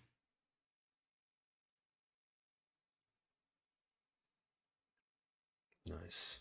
And we just like draw 4 cards here. They Caracas, we draw 4 cards next turn, or just use these 4 cards to win. Okay, there's Wasteland, there's Swords. All right, well, we have Wasteland up still. Is Swords better than Force at this point? Probably. Though they have the Safekeeper. I hate Safekeeper so much. Blue players everywhere. Miserable. There is a world where Swords targeting our own Atraxa Yeah, is that's how true. we stay alive, but then we have to untap as well. So I think it is. Right. Ooh, Yeah, so Wasteland. Wasteland answers whatever they do this turn. Oh, if we kill their Caracas, then next turn Atraxa just sticks. Yeah, getting Endurance is quite nice as well as a creature because it just mitigates the power of Yeah, Night. that blanks Night. We have green cards to pitch. So Wasteland's our land, obviously. Endurance is our creature. And Green Sun better than Ponder? Probably. That just gives us our whole deck. Green Sun Yeah. over Ponder, and then Plow's our instant. Nice. Yeah. That makes sense to me. Play this. Attack You kill. the Minsk. Yep. Yep.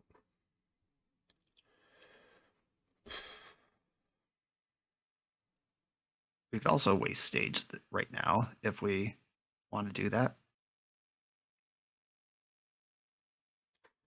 Yes. If we take the stage away, we make them have to have 2 tutors for depths. Or if we waste Yavimaya, they don't have any, or they have a plains but not a forest. Yeah, wasting Yavimaya at this point might actually be great. Then they have no green, and they're down to 1 plains or forest. They could sack tonight.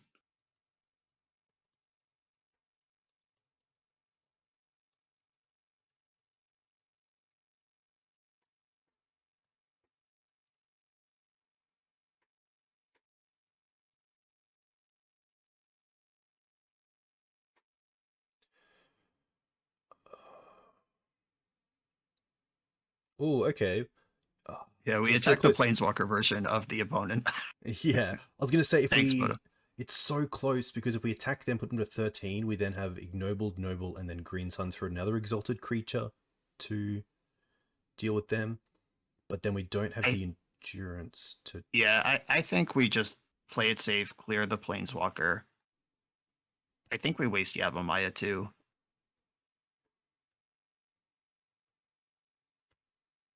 Nice.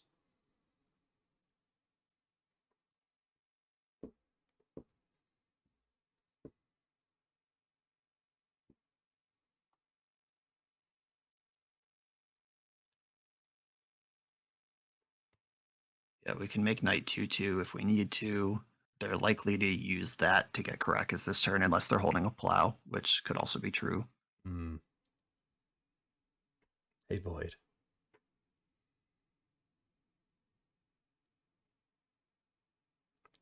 Safekeep is cool. Big fan. Obviously not on this side of the table, but when I play with it, it always just creates headaches, especially math as well, with things like Knight. Yeah, the play pattern where like my opponent plays Safekeeper on turn 2 and I have Prismatic Ending, Plow in my hand, and I'm like, sucker, these are all Stone Rains now. And then I just lose because all my spells get countered. I'm very familiar with that from the blue side.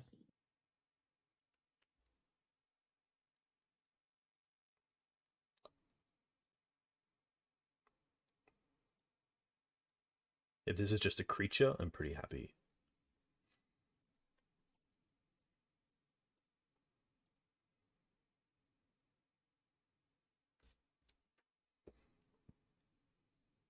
I don't think there's a world where they don't get Caracas, so I don't think the Knight right now is, from a combat damage perspective, a threat. And that also probably leaves a 4-drop off the table, Like, I don't think they'll go for like Green Suns for another 3-drop creature. Right.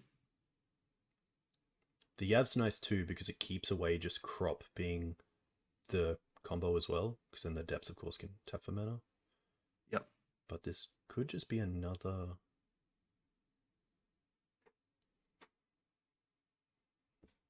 Okay.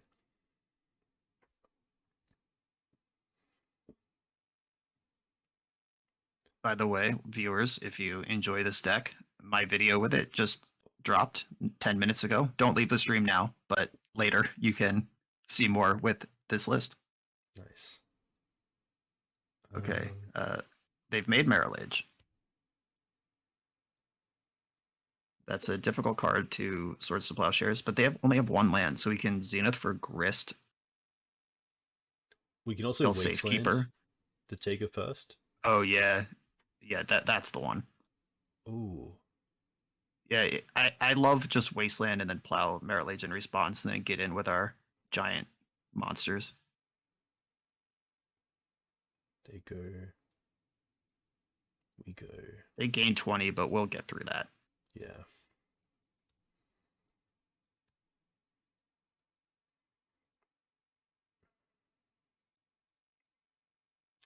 Is there a fetchable green source? We still have a Trop in the deck? Because like Exalted doesn't matter here. We're attacking with 2 creatures.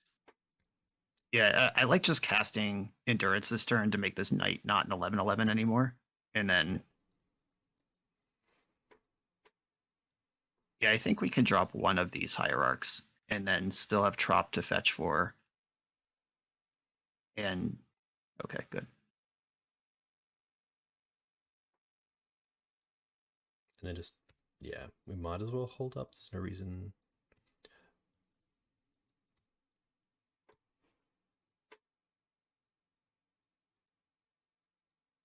Yeah, it's fine. Knight's back on, but they probably need to attack with that thing.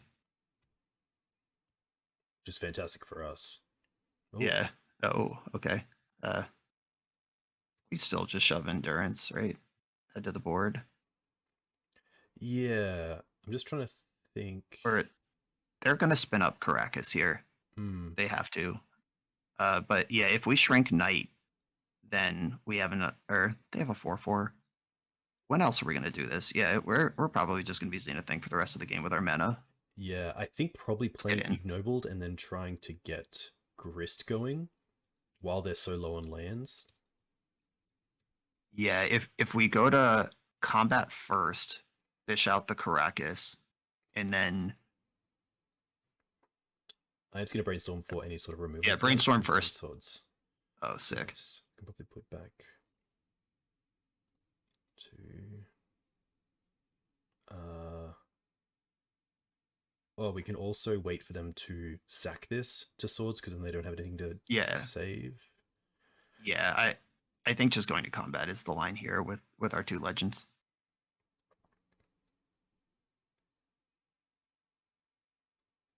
It makes sense to just attack because they're, I guess, to definitely make them get Caracas. I think they have to anyway, but yeah, we need them to go for Caracas here. Yeah, and then right now taking out the Safekeeper is probably the big thing. Yeah, I think that's probably better than Knight on this board. And then we also get to Green Suns for Grist potentially here. Play Ignobled Green Suns for Grist. This is fine. They take 10.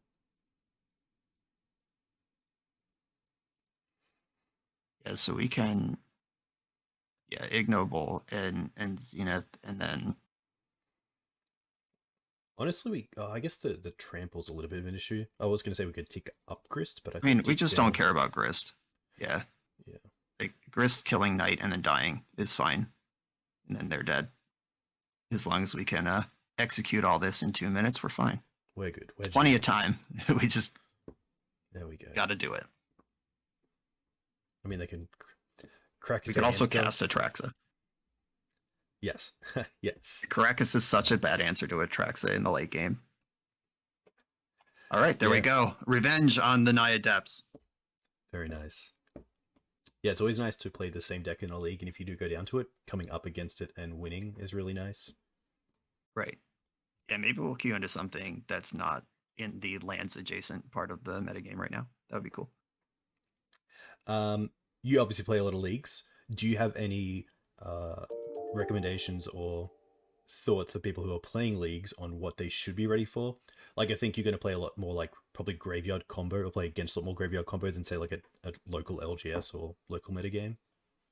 Yeah, Magic Online in general, and especially leagues, seem to be more combo heavy than what people do locally.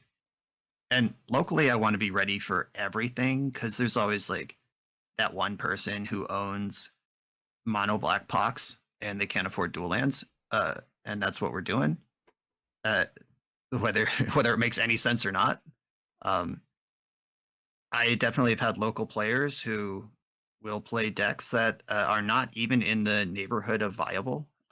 They're nowhere on the goldfish metagame, and they basically say, "Ooh, okay, I think we want to plow this grief when it's in play." Yeah, But probably just getting. Yeah, I play the Flutter Strain because it gets Tundra, which allows it to brainstorm or swords next turn yeah, off of the fetch. yeah, uh, it's possible we're dead here, but I do like going for plow and just hope that this is Reanimator and not Ephemerate for the Hmm. complete blowout. Okay. Anyway, I'll finish my thought. I know there's at least one local to me who played like black white gatekeeper of Malakir, Tide Hollow Scholar magic cards in vintage, and he was basically like $15 is my entertainment budget for this Saturday, and he didn't care if he won a single match. And like you just got to be ready for all of that mess. By the way, here we go. Graveyard stuff in the Moto leagues. Yeah, that's actually pretty funny. Speaking of, It's like chocolate and peanut butter. Mask, yeah. I think we could take a draw step, but I don't think it means too much, unfortunately. Yeah, okay.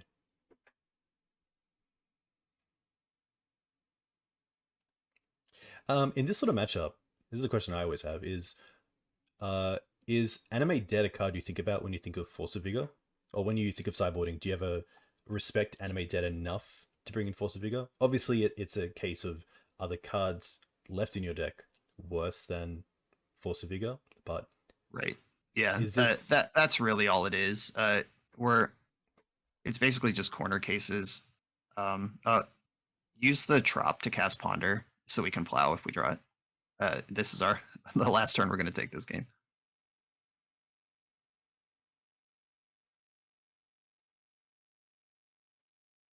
Bummer. Okay. So if I'm unlikely to bring in something like Force of Vigor unless it's like an Omniscience Show and Tell Reanimator deck that has like another high value target. They usually play Magus of the Moon, not Blood Moon, if they have that sort of thing. So I'm not bringing that in. Uh, I'm unlikely to bring in something like Force of Vigor just to be alive. Uh, Something like Stifle, where it's like this doesn't do a lot in the matchup, but I could hit their land, I could stifle my Uro into play faster, or I could hit Animate Dead. That does like three different things.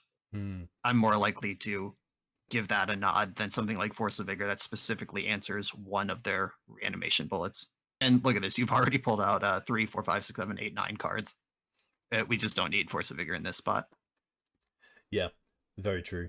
Um, I would say it's really nice because all of these are pretty much either free spells or one mana spells. So Yep, it gives us just that time to either get to something like Natural Order potentially, or just make sure we own the early game to live to the mid game. right. So I think that, speaking of Natural Order, uh, all of our monsters are kind of risky. Like Atraxa and Undermount Adventure are both horrible things to have discard plus reanimated against Hmm. us. Uh, Progenitus doesn't have that problem, and it's still a big thing we can natural order for. The alternative is we don't natural order at all. We take every clunky card out of the deck. We take the 4-drop sorceries, we take the big gold legends out, and we just focus on not dying because we will win eventually in this matchup if we just don't die. And I'm more on that side. Like, I don't really want to draw natural order. Yeah, that's fair. Uh, I Full think mana we is still also want. Yeah, let's see how this lines up. Prismatic Ending does basically nothing in the matchup that can go. It hits Animate Dead after the monster's already in play. I still like Uro because we got to win this game somehow. And Leovold is a pretty spicy Zenith bullet. It stuffs Grizzlebrand and Discard. So the question, what's left is Teferi, Icefang Coatl, or some number of our mana dorks. Teferi doesn't do a whole lot. I would rather have Leovold and at least one Uro in the deck than the two Teferis. nice. Yeah. Those are also all green cards for our endurances. Yeah. And I think one good point before we go to the game is that sometimes I do think about Prismatic Ending on Animate Dead, but it's the case of I don't want a creature coming into play to actually get equipped to Animate Dead. So I'd rather have the Right. actual graveyard hate than that. Yep. Nice. And it's a matter of how bad is it, or like how bad is your deck. If you have nothing, like if you didn't just already board in 9 cards, then yeah, play your Prismatic Ending to hope to hit a Reanimate Dead. But in general, that's not a good strategy. Hmm. So we have Flusterstorm that can try to buy us some space.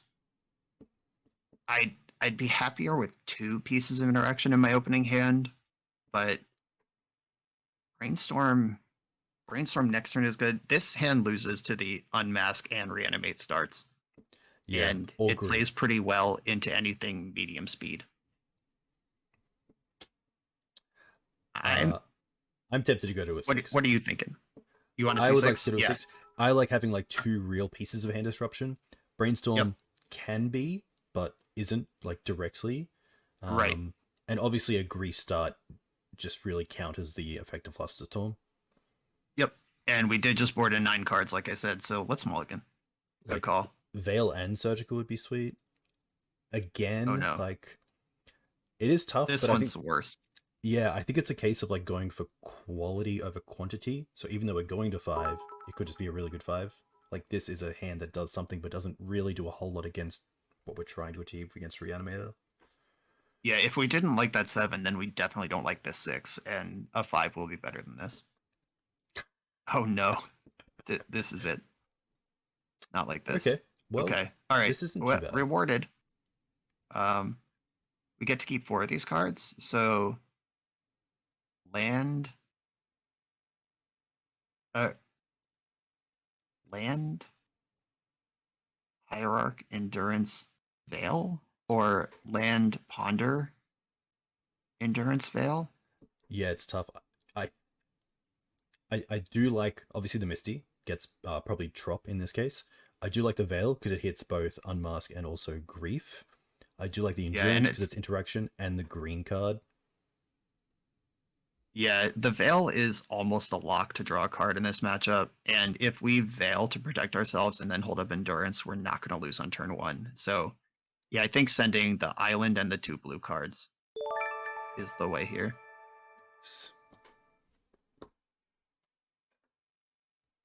Opponent kept 7, just to. Also, So opponent we're with the dead. name Got it. Silver Guild Lord. Come on now. Yeah, they just lied to us.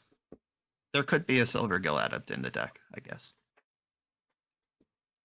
For I do those like grindy some situations players. when you have 5 mana. Yeah, I I do respect those who have uh like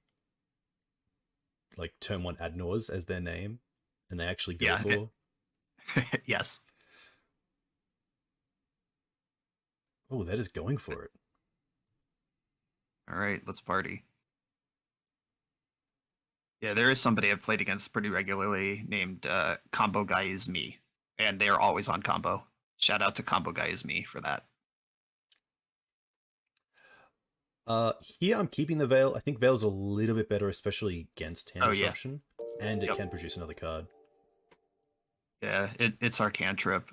This hand actually would have been better if they had a grief start, and they just didn't. Yes. So, Okay, that's oh pretty yeah. good as All well. right, 2 layers. Only 1 at a time, but it is 2 layers.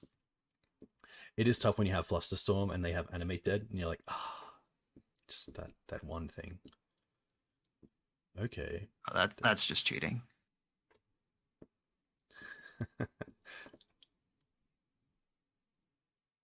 Okay. I think Oh now it gets no. to the stage that if they just cast a black spell next turn, we probably just cycle a Veil in end step. Yeah, which is kind of a beating because they have Voidwalker now, so they can veil our future counter spells. But we got to do what we got to do.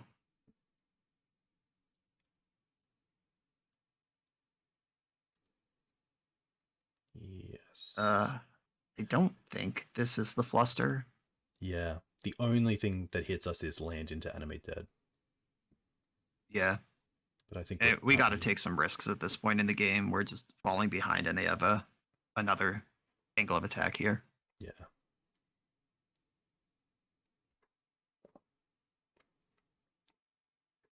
Cool. They bricked. Just got to deal with the 3-2.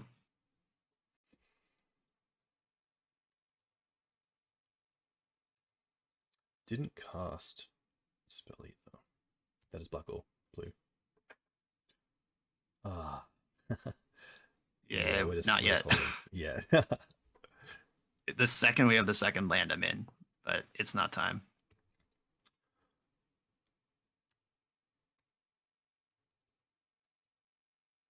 It's tough because now they could just be in the position where they just want to attack for 3 and pass, attack for 3 and pass. Yeah, they could flashback looting because if they're just not using the mana for anything else, it's mostly free. Oof. Oh, come on. All right. Oh, I guess we're veiling to cycle at this point.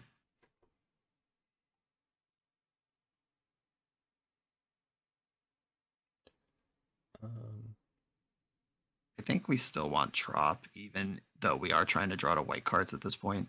Yeah.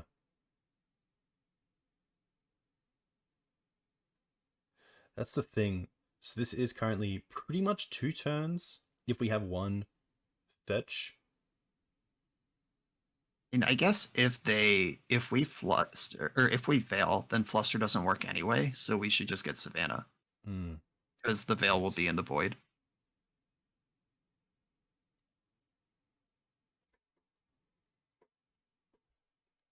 Okay. Okay. All right. Does Zenith for Arbor do anything, or is Coatl the play here? Yeah, I think leaving up 2 points of interaction and then Coatling if they just. I mean, we're dead next turn. The 6+1 off our fetch +6 is lethal. Hmm. We don't play a sweeper. We board without prismatic ending. We do have all our plows, but run out of time for that. Yeah, we're Uro also pretty doesn't far help. away from Green Suns for Uro. Because we need 2 lands for that. Yeah. And that just goes into the void, gains us 3 life, and then is gone. It's like the world's worth growth spiral. Yeah, it's a Yeah. tough spot to really have to be like runner in Swords to Plowshares. Yeah, they got us good with the juke here. Yeah, so we have to fetch Tundra with our fetch land, and our top 3 cards have to contain 2 Swords to Plowshares. Oh my Oh god. god. Oh my god.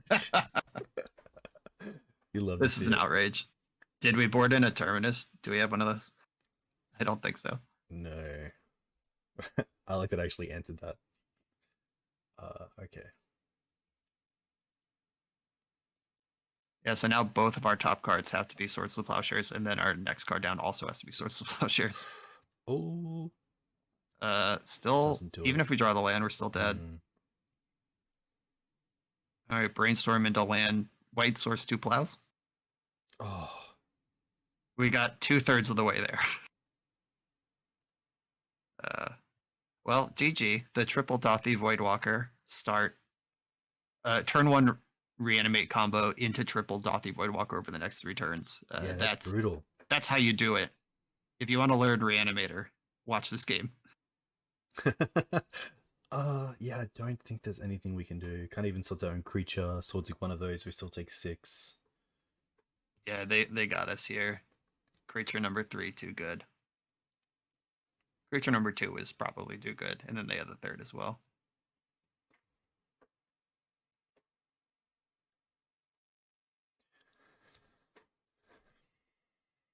Yeah, surely it's just all 3 sideways. Yeah, I have seen this Dothy Voidwalker pivot one time in my various league play, and if this is becoming standard, then we gotta adjust our sideboard plan.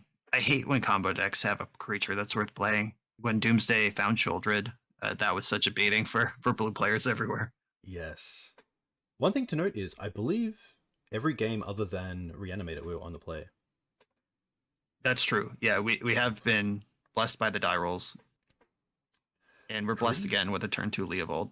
yeah, pretty happy to keep this. Probably go buy you into Green Suns for Dryad Arbor, and then we have the Tundra into Leovold, which then leaves us with Ponder to find what we need, and a fetch land if we need to brainstorm things away. Yep, these are exactly the hands you keep this deck for, or you play this deck for. Especially Leo. I've seen a lot of Maverick decks, especially Abzan, splash a little bit of blue just for Leo as like a 3-drop that actually does something against blue decks. That's pretty strong. Yeah, I'm typically a fan of playing the uh, Trop, but some players try to go without. But I'm always a fan of, if you have a spell like Leovold in your deck, then you kind of need to have a land to cast it. right. All right, Red Prison. The 2018 special here. And Leo sticks, but Uro can get an extra land into play and then also play Ponder this turn if we want to Yeah. try to go big.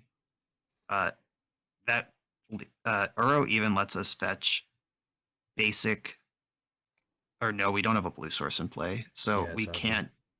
Yeah, I think it's just Leo and hope they don't Blood Moon us.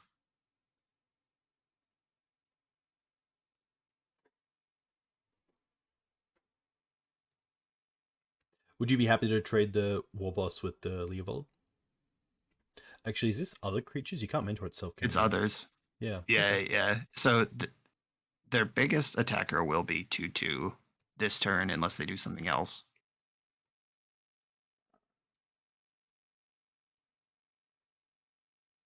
And thankfully, we actually have a lot of basics to draw into if they do have a Blood Moon effect. Right. They must have drawn that Chromox this turn because they Lotus Petaled last turn. Which Oh, is we're tough. going into the. They pitched an adventurer. That means they have another one. It has to be Winoda. Yeah. Oh, yikes. This is so much worse. Hmm. Oh, no. Yeah, we're dead. Damn it, Phil. Why would you do this to my format? Yeah.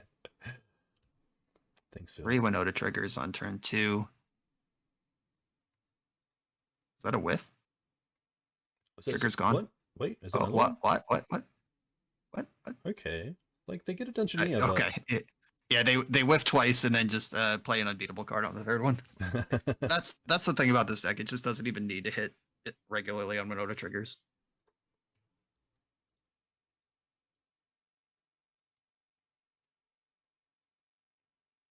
They draw a basic. I think we have to answer Winota before any other game plan becomes remotely viable. Yeah. Yeah, we just got to ponder. And if we can clear Winota this turn, we could take the initiative the hard way. Mm. But they have the protection from creatures, so that's not even good. Ending hits Winota next turn, but that's not fast enough. Yeah. We could end one of the goblins and just try to slow down their Winota triggers, and then they're out of non-humans when we block the 1/1. Mm. But now we're behind against the initiative. And leading on Bayou is blowing us out once again because we can't prismatic ending and Coatl Yeah.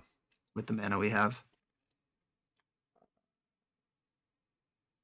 I I think a shuffle actually isn't too bad. Yeah, I think we have to shuffle here. Okay. We can Uro, Noble Hierarch, attack Leovold into Winota Winoda. with the trigger.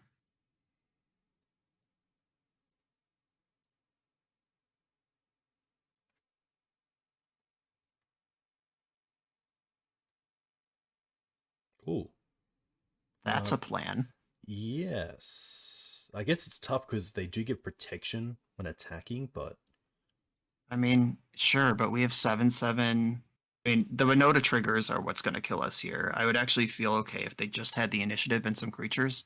hmm, But yeah, let's get rowdy. I guess if we attack with Leovold, we get the initiative, but then we're not contesting their non-humans at all. yes. But they get 2 triggers anyway. Yeah, we're not beating that anyway. I think we want to offer the trade and take the initiative briefly.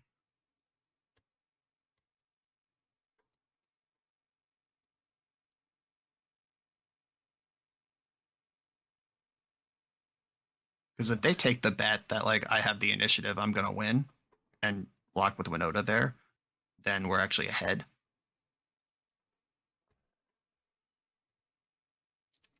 Yeah, the one And we advantage do is have a just so green strong. green even through a blood moon.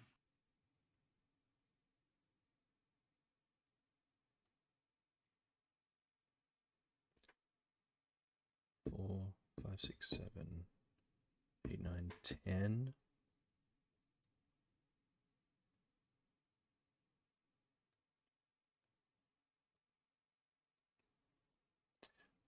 I think we might have to jump block with the Noble here if possible, so that we can get to a stage where potentially either blocking with Atraxa or making them only attack with a non-lethal protection from creatures threat is on the table. Yeah, let's see what comes out of this Winoda, because if they hit Magus of the Moon, then we need Noble Hierarch to even play the game. Very true, yeah. And we'll see how much Caves. damage they're dealing. Oof. Okay, so this goes further into... They get to Forge here if they Yeah. want that. Yeah, that does change things a lot. Yeah. Okay, so 7, 11, 12, 13, 14, 15, 16, 17. Yeah, I guess we better block because we're dead. There's no point blocking this because there's trample. This is for Yeah, that's the biggest. I think we have to draw. It has to be Source to Plowshares to take out the Seasoned Dungeoneer and then go for Atraxa. Yeah, and Winoda is still going to kill us through all the triggers, and they have 4 cards in hand. And Chalice for 1. Okay. Cool. All right. Mega dead. We both had our nut draws this game, but theirs was better. Oh, okay. Way to rub it in, Atraxa. That made that easy. Okay. Um, the only real cards, Forces, which aren't too bad against Chalice, and also hitting some of their mana sometimes is relevant. Yeah, I'm looking at Force Progenitus and Force of Negation. Force of Vigor, Force of Negation, Progenitus. Oh, nice. I would never have thought of Force Negation, but I guess things like Chalice, obviously Yeah, Blood Moon Chalice. itself. Yeah, Chalice and Blood Moon are both problems because Swords of Plowshares was our live draw for basically that whole game, and Chalice turns it off. Also, if they have one of those Mull to 5 situations and you have the Soul Read, you could force a Chrome Mox. Hmm. And if you're feeling really frisky, but I just want all my free interaction in against a deck like this one. Nice. Teferi sucks in this matchup. He can leave. His main job is being a blue card. I feel like Ice Fang is quite strong, especially in a match where you're probably going pretty aggressively for your basics. Yeah, you're looking for basics anyway, and it's a sneaky way to get the initiative back from them. Mm. I think we want all our mana dorks on the play. Yep. We can reconsider that on the draw for game 3. Leo probably just as like a card that makes us have to fetch for Bayou isn't that great. Yeah, I want anything clunky out of the deck, and we just had turn 2 Leo, the nuts, and they never drew out a card and never targeted anything. Yeah. But we have just took 3 blue cards out and brought in 2 forces, but forces can bitch to each other. That's okay. Mm. Endurance is a scrappy body in the mid game, but the text doesn't matter. Yep. Yeah, ending is essential. I think Uro is pretty essential as well. That's how we actually turn the corner and win the game. And then Natural Order is really important. Zenith. is important. Maybe we just cut like Ignoble Hierarch. I think that's the worst of the mana dorks, Yeah, and I like all our spells. especially because if we have a mana dork in play, we most likely have basic forest, and this not tapping for blue is pretty huge. Yeah, yeah, I think this is as good as it's gonna get. Um, doesn't do a whole lot against Chalice, which is probably the start that I'm thinking of. Obviously, it's nice to have the brainstorm for Atraxa, but I feel So like because they're Winoda specifically, I like the double plow start. This is a deck that wants a bunch of non-humans in play. hmm, I think we just play the Tundra pass and we can brainstorm for force or brainstorm for whatever in response to Chalice, and then just plow any creature they play. This one's actually fine. okay, nice. I'd feel better with a force of something or other in my hand, any of the 8 forces in our deck, but as far as playing to the board, it's only Chalice that messes us up here.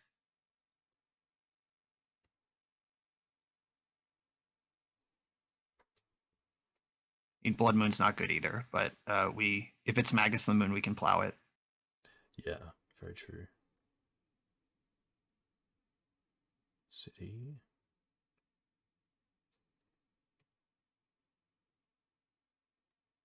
All right, play a Goblin Rebel Master, please.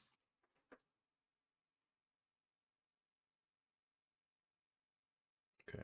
Okay, cool. We did what we needed to do here. Especially, I thought this was a blood moon, but it's a blood boil sorcerer. Okay, Oh, weird. nice.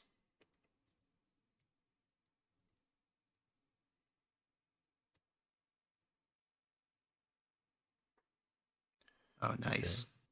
Um, I think we just Blooded Strand pass. Yeah, I think So it's probably better to have the option of basic island or plains than instead of basic forest. Even though basic forest does give us access to Green Suns and Noble Hierarchs. yeah, yeah, that's true. Um, yeah, maybe it is Misty Rainforest. Yeah, let's do that. The green just gives us more outs.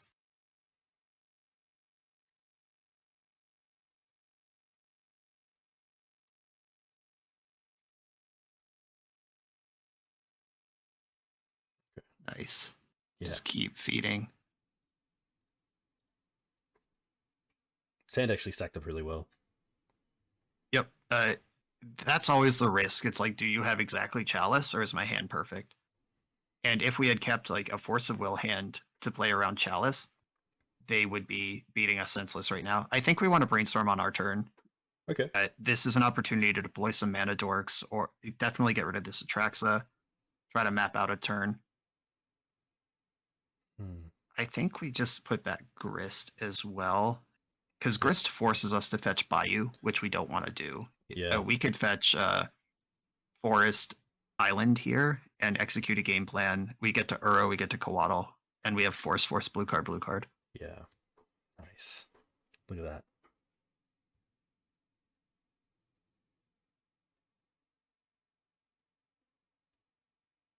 Okay. Now we have a choice to make, which is I think that we should pitch Coatl and just not worry about spending our mana this turn because Uro is a better card going into this mid game, and they just yeeted their city to get this 4-drop on the stack. Yeah. Okay. Interesting. So you wouldn't force pitch force. You would keep a force for something Oh, else. absolutely. Yeah. Yes. Yeah, force pitch Coatl here. Uro is the game plan. Is our top card blue? No, it's It's Grist. grist. I mean, with Grist on top and Force Blue card in hand, we could just draw Grist, cast it with Force Blue card in hand. That loses our Uro, but Grist is a pretty solid animal to have in play. Yeah.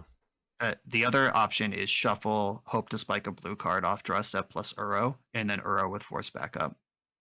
Also, just going to Kind of correct you like there. sticking the Grist. It's not a Oh, I just completely lost my train of thought. I was going to make a joke about how it isn't a creature in play, but it is a creature everywhere else.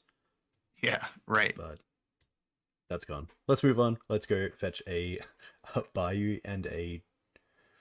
Do we I care at think we this point want the about getting a basic basic? forest. Or we can't get basic forest and bayou here because of our fetch lands. Blooded Strand doesn't Yes. get either of those. So we have to choose white or blue.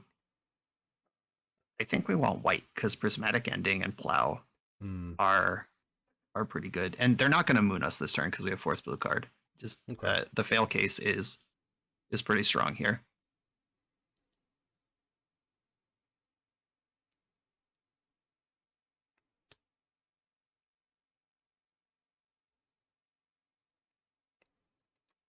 Your opponent's probably just taking a break. I don't think they have like a surgical effect. Uh, Oh no. yes. So we go for... We have to Yeah, get this one has to get Bayou. Bayou. And then we need a green source. So I guess we go for Trop. Actually, Yeah, I Savannah. guess we are. Yeah. Um, blue, green is where we're trying to get with Uro eventually. Both of those are a blue or a green. Hmm. Uh, yeah, Trop versus Savannah, they're both green source. Green is important. We do have blue cards. We don't have white cards. Yeah, so Trop it is. And we're just no blood mooning. Can't even play around it. Nice. It's really cool to play this game out because that hand, I think I just would have tunneled into Chalice, let's mull this. But obviously, especially with how their game started out with creature caves, it just worked out really well. Yeah, if they were Nice. more traditional um, red prison, maybe I'm more worried about Chalice, but the fact that they're Winoda specifically, they're going to be incentivized to get creatures down as fast as possible. And I would have kept that hand against traditional red prison as well. It's just you gotta play for the different situations because you Hmm. lose to Rabble Master, you don't lose to Blood Moon. Yeah, that's very true. So we have the swords for creatures. Is there any reason to keep the force for a non-creature spell or keep the Uro Yeah, in hand? I just pass here. We have all the things covered that could happen. As much as I'd like to Uro, if it doesn't hit a blue card, then we lose to Case of Chaos Adventurer. I'm really sad. Yeah.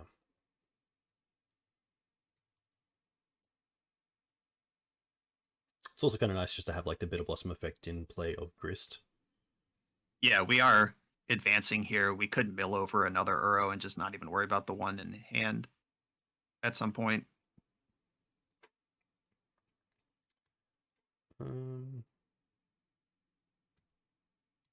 We're not going to ending their Chrome Mox. I would do it if I had two white sources, but we yeah, don't have that. So Plow is exactly. more important. Yeah, nice.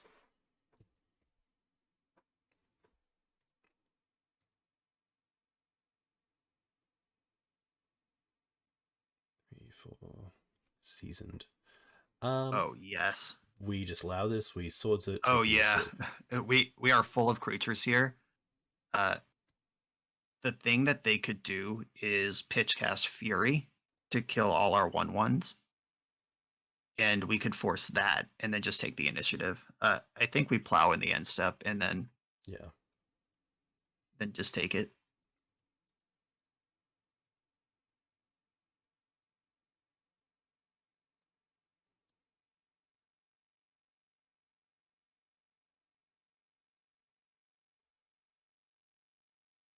Yeah, it's pretty hard for them, especially with this hand, to now come back from that and steal the initiative back. Yeah, if they have like pyrokinesis right now, I mean, we still just force it, but we take the initiative. And in my head, as a blue player, when I see someone cast Seasoned Engineer onto a board where they immediately lose the initiative, I'm like, they have Fury, they have pyrokinesis. Yeah. But they are a non-blue deck that we stuffed in the early game. We stopped all of their early plays. They might just literally be trying to do anything right now, and they have nothing, and this is just going to be an easy win. Yeah. So it's easy to put the Especially fear in your head, but especially with Grist. Like Grist is just a way to deal with the seasoned energy in play. right, yeah, maybe we shouldn't even have plowed that. Maybe I just got too excited and We should have just attacked with our 3 tokens. They block 1. We connect with 2. We sack another. Yeah, I think I messed that up a little. But All it's good. okay. Let's just get the initiative here. And then we're not going to ponder. We can Uro now, and then Ponder's our blue card for force. Oh, nice. Okay, I was going to say that Ponder, we do get a free shuffle from the Undercity. But Right. Yeah, I've been waiting these last 3 turns to find a different blue card so I can start Uroing. That's what I okay, want out of life. nice. Might as well attack first. We then get our land, which is nice. Yep. Probably just getting a basic island. Yeah, I think it is island here. We have blue, blue, green, green. Any basic other than plains gets us Uro. And we've said a lot about how green does more than blue in this position, but we just don't think they're going to moon us. Okay, there we go. Yeah, okay, cool. Yeah, it's really weird to play a Easy. moon deck where you also give your opponent the ability to actually gain an advantage by going and getting basics as well. Yeah. I don't think there's much we change here. No, the mana dorks are a little softer on the draw. It just makes turn 1 Chalice that much worse. But we have every answer to Chalice that we play in the deck, except for Teferi, which is not a good answer to it anyway. Yep. So we have 8 forces that can deal with Chalice, and mana dorks are the best thing against a moon. Yeah. Yeah, exactly. Also having the extra green cards for Force of Vigor is great. Right. Yeah. Like I think like 2 lands, Force, blue card, green card, and then whatever is just like perfect.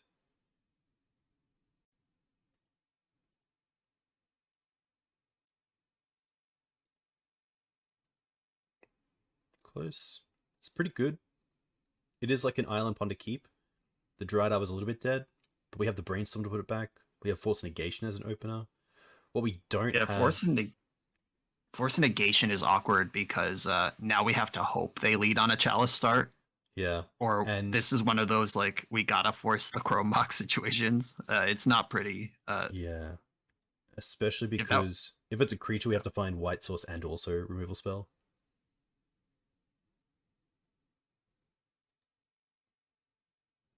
Hmm. yeah, this is as close as we get. Did they keep their 7? I believe they... Yes, They sure did. Cool. Okay. Yeah, this hand is strong against Chalice because of Force Negation. It's awful against Goblin Rabble Master. I actually think this is a mulligan. Yeah. No, I don't mind mulliganing it either. There's just so many things that they could have that the Force Negation is just nullified. A little bit like how Keep Yeah, against Reanimator. right. And the Dryad Arbor feels real bad too. Hmm. Yeah, this hand doesn't do anything. We're going to 5 here. Oh, come on, deck. Um, I mean, this one has Plow and Hierarch. yeah. We don't have a turn 0 play, but we can stuff a Winoda. This hand is ice cold to Chalice. But I don't think we're going to do better on 4. Yeah. I think it's the Grist and probably the Ice Fang. If we really want Ice Fang, we can Green Suns for it anyway. And Green Suns just gets another mana dork at worst. Green Yeah, Suns is also I a think I shuffle. agree with that. Coatl is a blue card if we brainstorm into Force, where otherwise we'd have to brainstorm into Force blue card. That's very true. And It might actually be Zenith that's worse than Coatl here. yeah, that's actually a great point because it pitches to all forces, including Force of Vigor. I don't mind this. All right, yeah, let's do it. This is where they play Chalice and Force Negation would have been great. No regrets.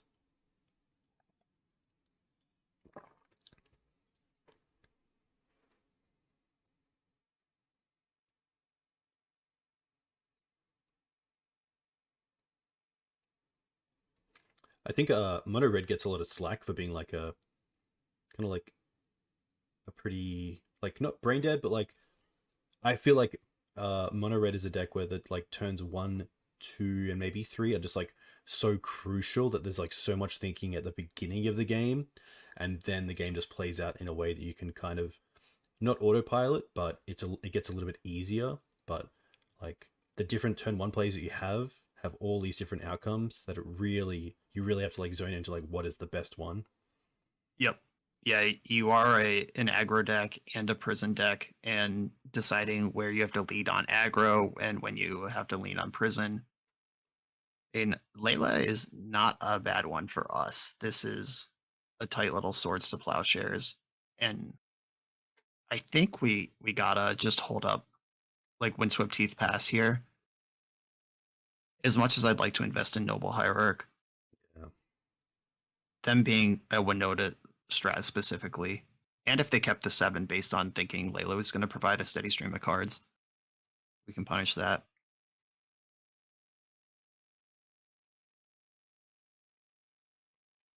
Chalice.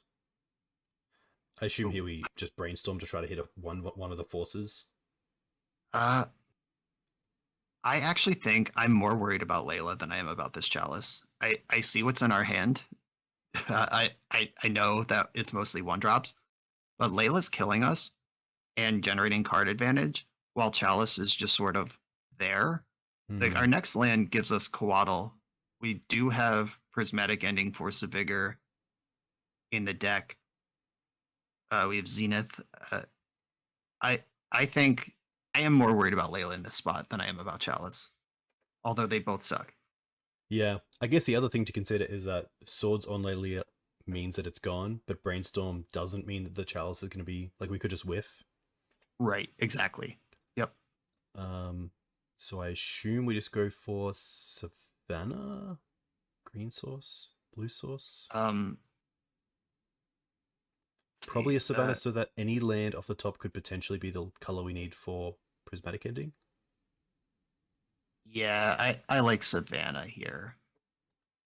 Savannah also is the land for Zenith. If we any land plus Savannah, Zenith for a dork.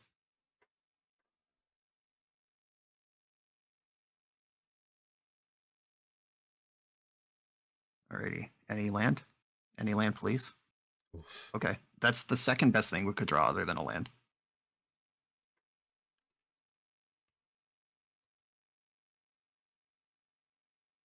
Oh, come on. uh, This is an outrage. Well, they named human.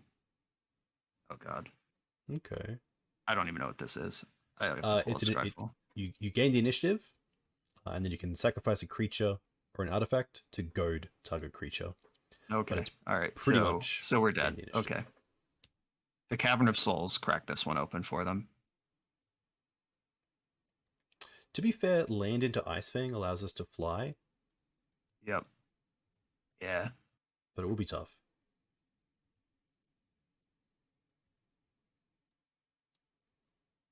I didn't see Cavern coming. I will give that to our opponent. Yeah, there is a critical mass of humans, and Winota is essential to resolve, so it all makes sense. That was really good. Oof. Yeah, these are some good humans. I think we're dead. I think we're dead too. uh,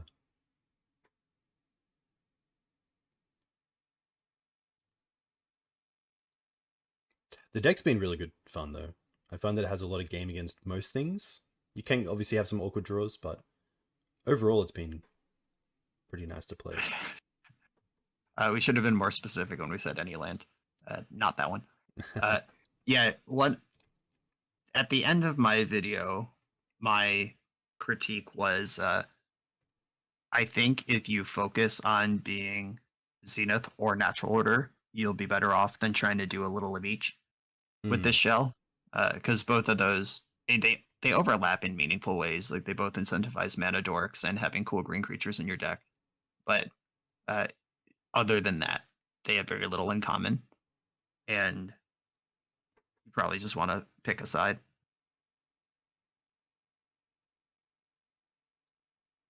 Yeah, I think from like the Maverick part of me, the two cards that I'd love to play around with in a show like this would be Caracas as like just a utility land, and then Night of Autumn as a Green Sun's way to get rid of an artifact or enchantment that leaves a body for Natural Order. Yeah, those make sense. I found myself on my channel a lot lately saying I wish this deck had Chalice, or not Chalice.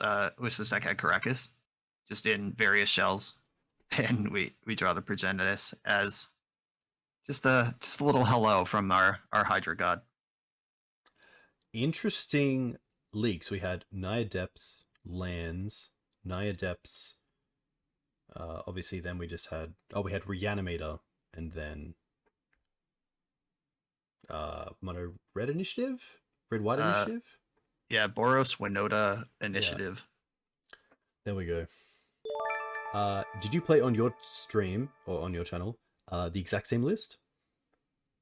I believe I did. Sometimes I update the list at the end of the league, and I just post the updated list, and I just let the initial list get lost to time, get lost to antiquity.